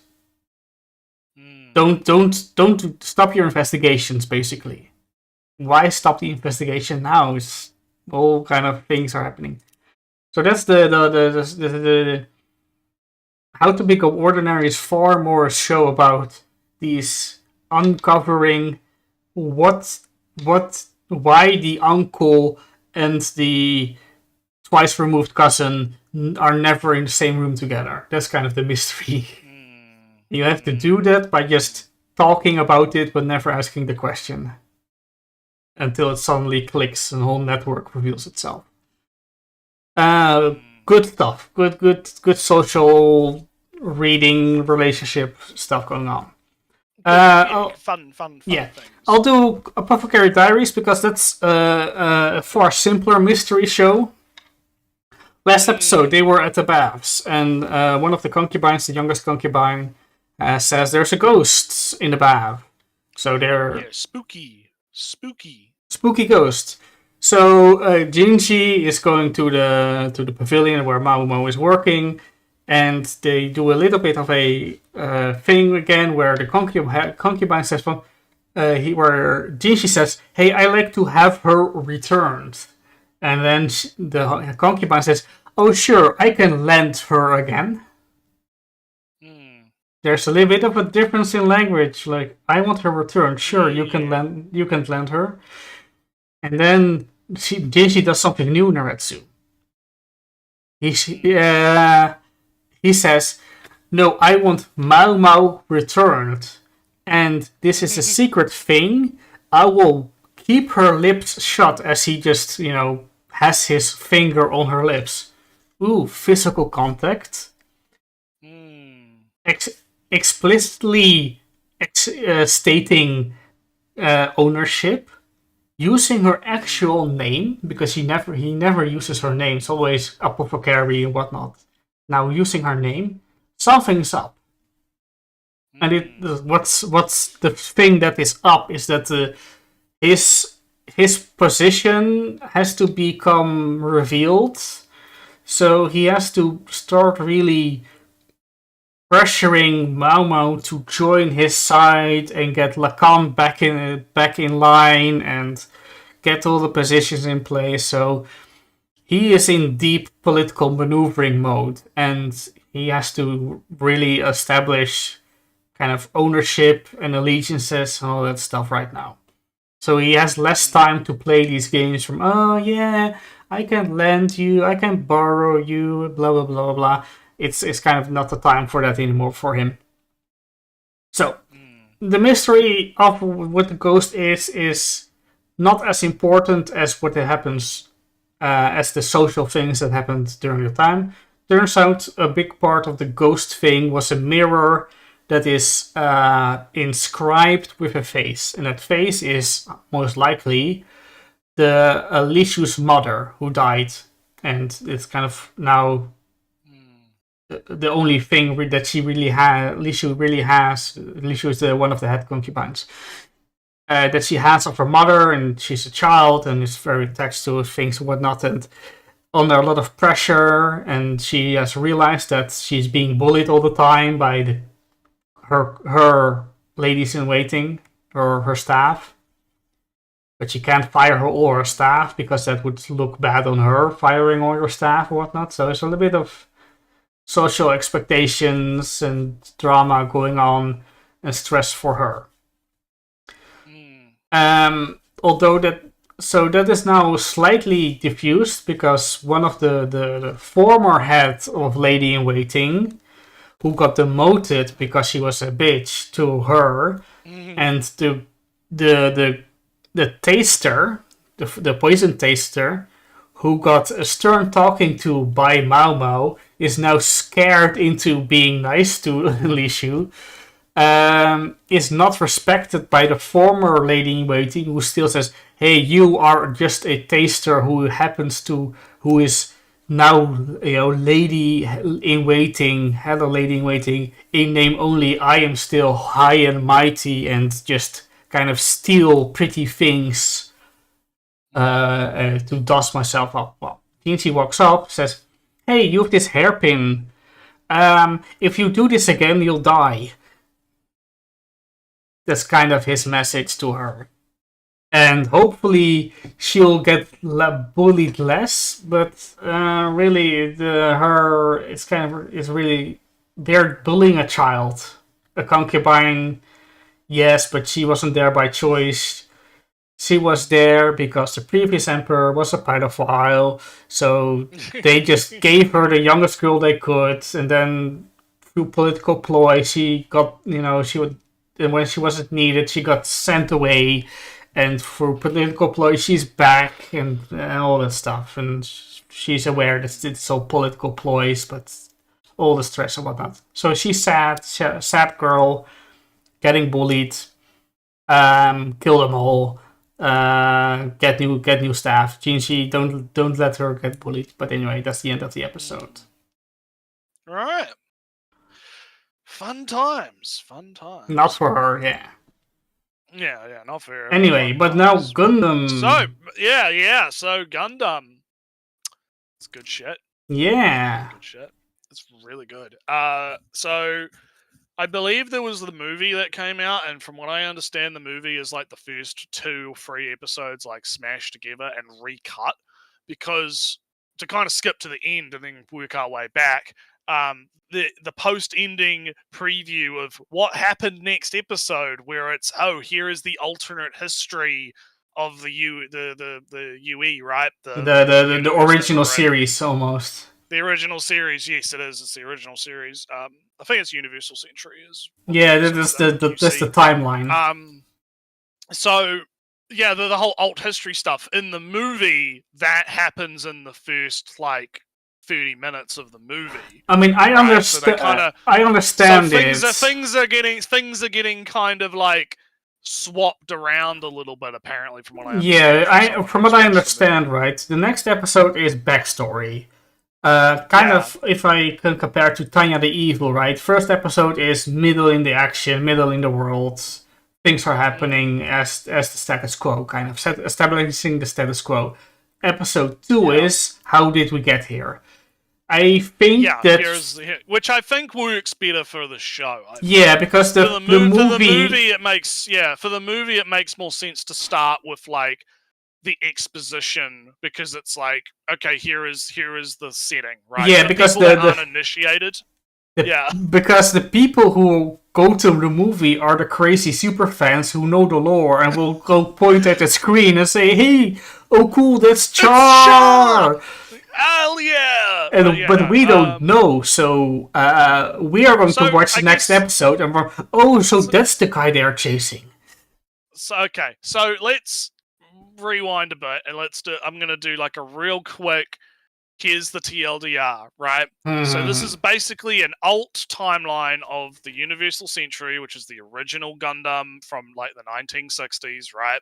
Where instead of Amuro finding the Gundam on the colony via some like slight alteration to the timeline where one person, Zaku, doesn't work correctly, that means Char has to go instead. It leads to Char making it to the Gundam before Amuro, which means that the Federation, it's not the Federation, I always forget like the different... The Zeon Empire, I believe. The Zeon Empire. The Zeon Empire wins the war, basically, instead of the Earth Federation.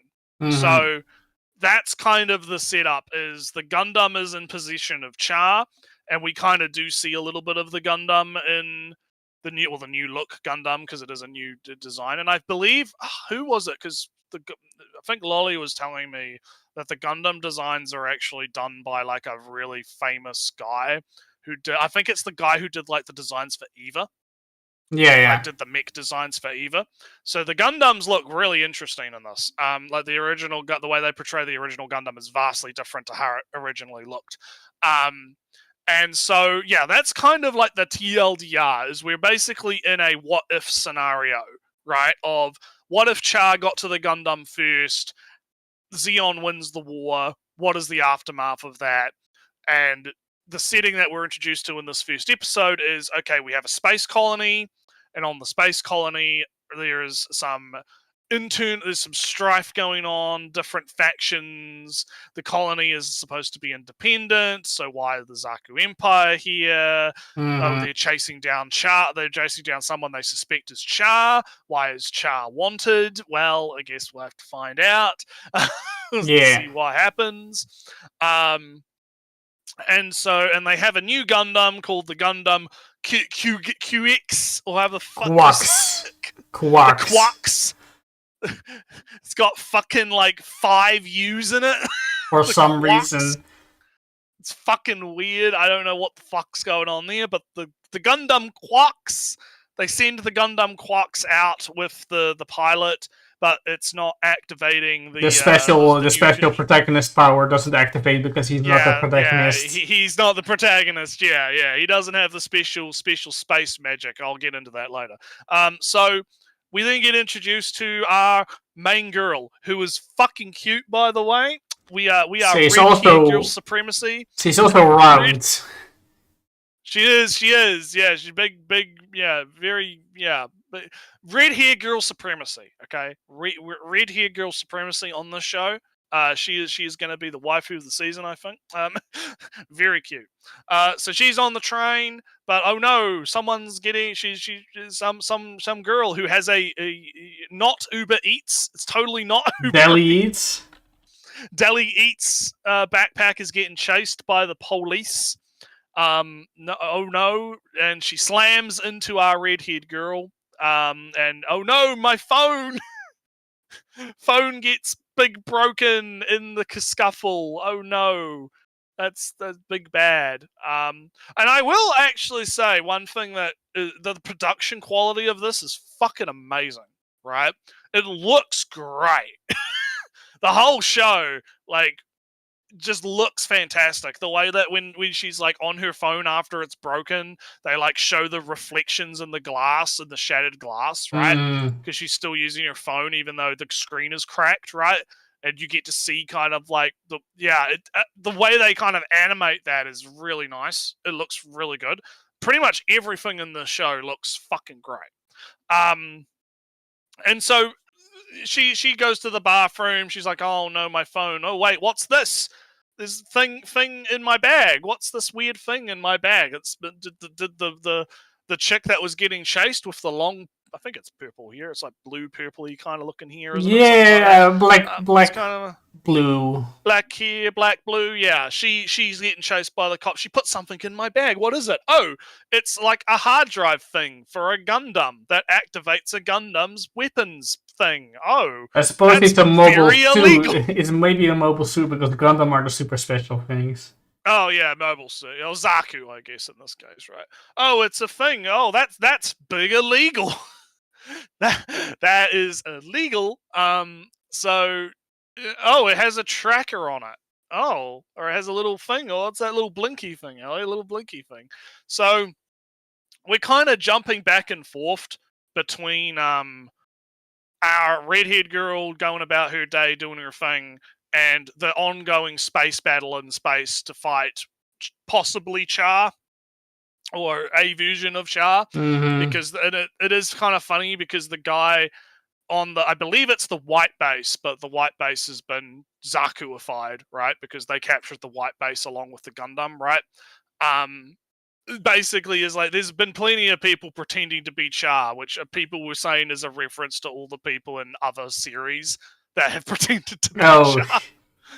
So all the different Chars from all the different universes, like so it's like a little it's like a little nod, right, to all the different Chars, right, that have existed. So yeah, yeah, I see the LeBron James meme that you've brought up. Yeah. So we're kind of going back and forth between ongoing space fight with the two Gundams versus, you know, what's going on the space colony with Red-Haired Girl. Because what ends up happening is our long-haired girl shows up and steals the bag of Red-Haired Girl, assumedly to get the hard drive back, right? But wait, it's not in the bag. The tracker's gone. What? The tracker's on a book. It's not on the what? And the Red-Haired Girl is like, Hey, what you doing here? What are you doing? I got your hard drive thingy. You're gonna have to. You take me to where your hard drive. You do delivery. There's some other little bits of information, like apparently the long-haired girl is like a refugee, possibly from Earth. I wouldn't be surprised. Right? Or some other colony or whatever. Some other colony, right? As a refugee, there's hints at she's like a courier doing stuff, right, for trying to deliver things. She's not super involved, right? But they basically go to this place and we meet a bunch of what I'm assuming is going to be the side characters of the show, who are kind of like the jobbers, who are like, yeah, we have this Zaku, and we use the Zaku in like underground Gundam, well not Gundam, but mobile suit fighting, right? And we needed the hard drive to activate the weapons and so forth. Oh, you've delivered the hard drive. Cool, let's get this going. And while this is all happening, the Gundams break through the colony. Yeah, because our protagonist, the Gundam, is fighting the red Gundam, and they crash through the. Yeah, they crash through. Big fights going on. I found it interesting that the red Gundam actually saves our characters at one point because the shield was like getting flung through the air and was going to hit our characters. Impact, yeah. But our red Gundam comes in, saves the day. Good stuff. At least they ain't jogging. Yeah. So one thing leads to another, basically, and our redhead girl takes it upon herself to jump in the Zaku and try and because they have to try and get the Zaku out because the police are looking for the mobile. A Gundam, or just whatever. They are literally ripping the roofs off the buildings to look for the mobile suit that just showed up. So our girl is like, we got to get out of here. So we activate the Zaku and end up getting pushed into the underground tunnels, which conveniently is where our Gundam is. Well, maybe some lore or setting.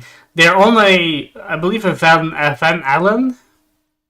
I think so. I think it's a giant. It's a giant space. Yeah, it's a giant colony. Yeah, it's a giant space colony. Space colony tube. So that rotates. It rotates and produces its own gravity. Yeah, and maybe it's good to say that our protagonist is wants to go to Earth to. She has some. It was a good line. The heaven is beneath my feet. In that, Yeah, of course, yeah. space is below her, not above her. Yeah, Above her is yeah. more city. Below her is where the sky is, and I want to see Yeah. the real sky, the real seas, and whatnot. Yeah. So she's big on escaping this space colony, getting out. Yeah. So when very typical motivation. so when the moment there is a mobile suit, and she has in her hands computer that says fight on it, and the authorities are there that keep her here, she's like, all right, robot, let's fucking go. Robot plus fight is a fight of 40. Let's go. Yeah, let's go. So she falls down the tunnel in the Zaku, and oh look, it's the guy. She's like, this Zaku is trash. Zaku is fucking trash. Gets fucking down in the shit. first hit. Hey, wait a minute. What do we see over there? That's that one looks strong. That one, I think she literally says that one looks strong. And she jumps out, uses the jets on the Zaku to smash into the military police, and then jumps out the Zaku, runs across the hand of the Zaku, jumps out, jumps on the fucking Gundam, gets in, and just turns the gun, just turns the key on the ignition, just. And then it turns out, because as we mentioned before, the guy that was piloting the Gundam, the Quarks, right, couldn't get the super special. The protagonist couldn't get the protagonist power activated. Yeah, the special cockpit version, right? But she manages to activate it. It unlocks. Oh, why is it unlocking? Who knows? I guess we'll whatever. It's time to fight the police. Yeah, fuck the police. Yeah, fuck the police. So basically, what happens is the cockpit changes, and these arms come. Yeah, it's like psychic, telepathic modes. I'll kind of talk about that in a minute because there's lore behind this, right? And so, but she's like, I guess I put my palms on this, right? And she puts her palms on it, and it lights up, and it's like, oh yeah, link activate, yeah, ooh. And then it's like, oh shit, it's reacting to my thoughts now.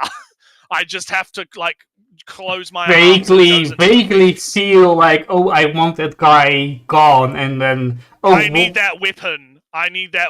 Do giant cartwheel, jump, grab axe, hit guy in the side with the axe, right? Yeah, so and then the other military police guy comes, and they get sucked out the airlock, and they're in space. They're in big space, and she's getting kind of fucked up in space because obviously she's never piloted a bloody Gundam before, right? And then the classic sound, Ellie, of new type shenanigans. Yeah, new type shenanigans are afoot. And for those who are not initiated, I will give a quick rundown of what the fuck new type shenanigans are. So, the general gist is humanity is split into two camps. You have people that are on Earth that are still normal humans, right? Normal humans on Earth, right? Doing human things. Yeah. But the people that are in space, right?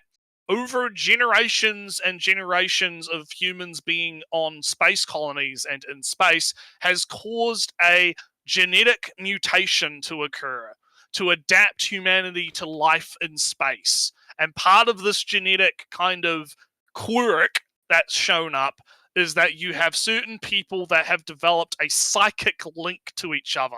And these people are called new types. So think of it as basically they have psychic powers. Yeah. Right? They can detect people's emotions and feelings and go, oh, that guy's about to do that move. So when our not protagonist in the protagonist Gundam was attacking the red Gundam that they think Char was saying, it's like, oh wait, attack, an attack, and then he moved before the attack was there. He is also a new type, but he's not new type enough, I guess. No, he's not new type enough to activate the super cool Gundam, but he's new type enough to get the ping because there's a noise that they've had, the same sound effects since like the fucking 60s. Oh, that's for the cool. new type sound. Yeah, it is. It's the same noise, the zing type noise. I can't do it properly, but it's like, yeah, the same noise that happens when both she enters like the kind of psychic mode and when he's like predicting the different attacks from Char. It's the same. It's like that noise is the same sound effect from like the 60s, and they've kept that sound. That's like the new type shenanigans sound effect, as I like to call it, because new type, hell yeah. So, but she goes into like big deep psychic mode, and she's seeing all the colors of the universe, right, and all this kind of stuff, and she detects, who's that over there? What the fuck? And it's the Char Gundam. Like, she sees the Char Gundam in the distance and connects with the Char Gundam, and then she's like, right, time to be a badass, and she just downloads how to pilot Gundam from the universe. And then she kicks the ass of the military police. Yeah, pushes him through a fucking solar panel or whatever, and breaks the solar panel. And now she's like, "Man, who's that guy over there?" End of episode. And then and the next episode, I guess we're going to get the backstory of, oh yes, the setting is alternate universe Gundam. Yeah. Fucking great. Actually really good. Really fucking good. I like the characters. I like the dynamic. I like the redhead girl. She's fucking cute. I like fucking everything about this right now. It's fucking... you know a lot... Top quality cinema. Absolute cinema. I hear just how you talk, that you have been talking to people who know a lot about the Gundam lore. Well, I've watched... Oh, you watched... That helps. Yes. So I haven't watched the original 60s Gundam, but on Netflix they have the movie compilations, which are kind of like the TLDR. Yeah. Watch these free movies, and then you can get the gist, right? I still need to watch. Yeah, you Zeta, can pose as a real Gundam fan. I can pose as a real Gundam fan. Yeah, I need to watch Zeta, because Zeta is like the sequel to the original series. That's really good, and and I have watched Char's Counterattack, even though I haven't watched Zeta. But Char's Counterattack is like the ending of like the classic Gundam. And I also did watch Halfway, which was really good, which kind of continues on from Char's Counterattack, like in the future. Yeah. So that's really good. And that's kind of my Gundam, expertise in this sense, right? I'm very much into the UE, right? Or the Universal Century stuff. I'm very much into this. So I'm going into it with like, yeah, cool UE references. Let's go. Hell yeah. All my experiences, my first experience and only really, is The Witch from Mercury. And which is interesting, because this, like, I mean, obviously there is the setup of, are these two gonna be the lesbians again? Are we doing gay space witch lesbians again? Is that happening again? Maybe. Maybe. I'm not. No, we'll see what happens. They have a very different dynamic, and I mean, they always could be romantically involved later on, but right now they don't have that theme doesn't really seem to be present at the moment. Not yet, at least. That's why I'm saying maybe. Maybe we're gonna. It's gonna be a mix. Maybe it's gonna be a mix. We'll see. I'm just remembering some fake Gundam fans complaining about how Soletta was unrealistically good in a show, but I'm just. Traumatized from your arguments. Yeah, well, I wasn't arguing. I mean, I didn't care. I just think it's somewhat. Funny. I did watch like the opening movie thing for Witch from Mercury, but I didn't really like jive with it. I thought, this is alright, but it's not quite my tempo. So I didn't watch Witch, obviously. No. But this definitely feels more like a UE type thing. Like, we're going back to form, basically. The only thing that I was interested in, not interesting, it's kind of funny that Soletta got complaints that she was unrealistically good. She was just good at Gundam from the very start. at Gundam piloting.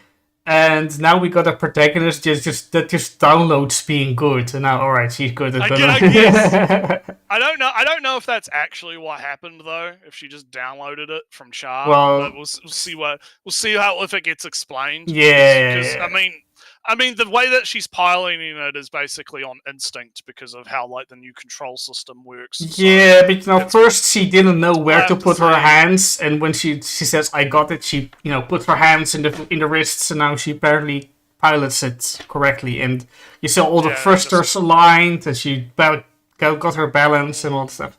So she just downloaded being good, and yeah. But that aside, though, yeah, no, I'm in. We're in. We will be watching. We will be watching the Gundam because it is very, very good. And again, not just in like oh yeah, cool sound effect reference. Oh wow, big thing. It's cool in that it is actually really well animated. The animation is really good. The style is interesting because it's kind of like big colors, you have this mix. bold colors. Yeah, big colors, bold colors. You have this kind of mix of like 60s style, right? A little bit of that kind of 60s flair in To there. keep it with a bit- somewhat in the same time frame, realistic. Oh, the original Gundam series could have happened in this world. They just didn't care. Yeah. Nobody in the show just liked smartphones, so they didn't use it. They existed. Don't worry. Yeah, no. It's got that kind of like it's modernized, right? But it still has that kind of some of the characters like look like not like the protagonist looks, right? They look kind of more this is a 60s kind of aesthetic for this character, right? And I do kind of like that. I like this kind of merging of the two styles. And I think you can see that in the Gundams themselves, right? Yeah. The Gundams themselves have this kind of like more modern, sleek kind So of look to them. it's the same shape, but they just put a lot of extra details on it to justify. Oh no,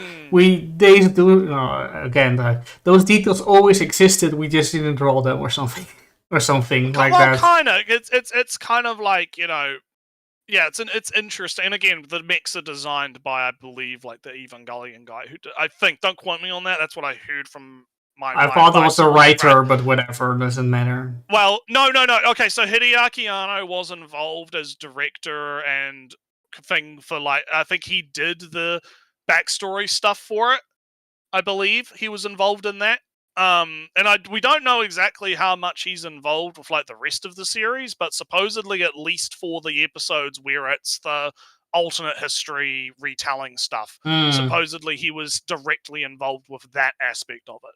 But I'm talking more about the mech designs themselves, like the designer of the actual mechs who drew the So allegedly was the guy who designed the mechs for Eva as well. So Arno's involvement is kind of he's involved in two ways. Because Arno didn't design the mechs, obviously, but the Evangelion references might be a bit quiet, and also Tamino and I think Arno are buddies as well, and I think Arno's really into Gundam, so there's some interesting stuff. Who isn't? From that generation, who isn't? Yeah, probably. Yeah, I believe they're good buddies, from what I understand. So, but I think that and this is what I mean by like, you have this, like the Zaku's look like Zaku's. They're not too different from like what Zaku's usually look like, but then the Gundams look way drastically different to what they usually look like. And you can kind of see a little bit of like, it's not quite Eva, but you can kind of see a little bit of like just organic teeth on there or something. Yeah, like they're kind of, there's a little bit of that technoganic kind of stuff kind of to them. So it's there's some interesting stuff going on. And I'm definitely on board to see where we go. I think there's a lot of fun to be had. There is a lot of fun to be had. Yeah. It's not my number one favorite show of the season. That would be going either. I kind of think go to How to Become Ordinary. Let me quickly just go through the shows to Yeah, that would probably be How to Become Ordinary. Oh yeah, I have watched Unicorn. Yeah, thanks 50. Yeah, I watched Unicorn too. Yeah, I've watched Unicorn. I forgot that was the other one I watched. Unicorn was pretty good. Which I like watch is just very cute, and How to Survive a Friendship, Friendship Survive is also very cute. Yeah, and still there's Go Go Loser Ranger Reject. Yeah, that's today. I think that came out today. So we'll watch that when that comes out. 1 hour But other before than this that- stream started. Yeah, 2 hours yeah. before Nrewtsew showed up. Yeah, so we'll have to. I'll have to give that a watch later today. So yeah. Other than that, yeah, we got a lot still. You know, there. We haven't killed off all of them yet, but you know, there's a few that are on the chopping block. Like the Tami-san is on the chopping block. There's a few more wait and sees as we kind of get more into the season. But we'll see how it goes. We'll see how we go. Yeah. We'll see how we go. I see that they appeared in a certain place during the stream. So you can download it and watch it right away. I'm going to bed and then watch it tomorrow. yeah. All right. Well, I guess that kind of does it for us. Oh, let me do it. 5-0 was he's been very helping us. He's very vocal about the Gundams. Yes, I know. And he's helping with the engagement numbers and whatnot. So let's. Yeah. All timeline fan when a good chance. UC was so far out. Maybe appreciate. Yeah, my only experience with Gundam is Witch from Mercury, but I can appreciate from a distance that the universe that Gundam has made for itself. Just like, plenty of shows. The universes, because it's very weird how you have, you got the whole seed thing, you've got the wing thing, you've got it's kind of just your Legend of Zelda timeline, but with Gundam. Well, there's I've seen like a graphic of this once where it's like there's different like offshoot timeline things where spin-off series, all kinds. And still, in the end, they cast the later timeline references an alternate spin-off timeline because it was cool, whatnot. Maybe, yeah. There's all kinds of shit. It's complicated. It's a little bit complicated. Yeah, because even Witch of Mercury has its new types. It's just the guns. Yeah, they take aspects from one another. Yeah. But it's worth getting into. There's a lot of good stuff in the Gundam use stuff. So, but anywho, we're done. We will chill. So quick for you and Nrewtsew, I suppose. I am family contractually obligated to go to the island for Eastern this time next week, but I could do it a little bit a day or two earlier. We'll figure it out. We'll figure it out. But anyway, we'll catch you guys next time. Later. Keep talking.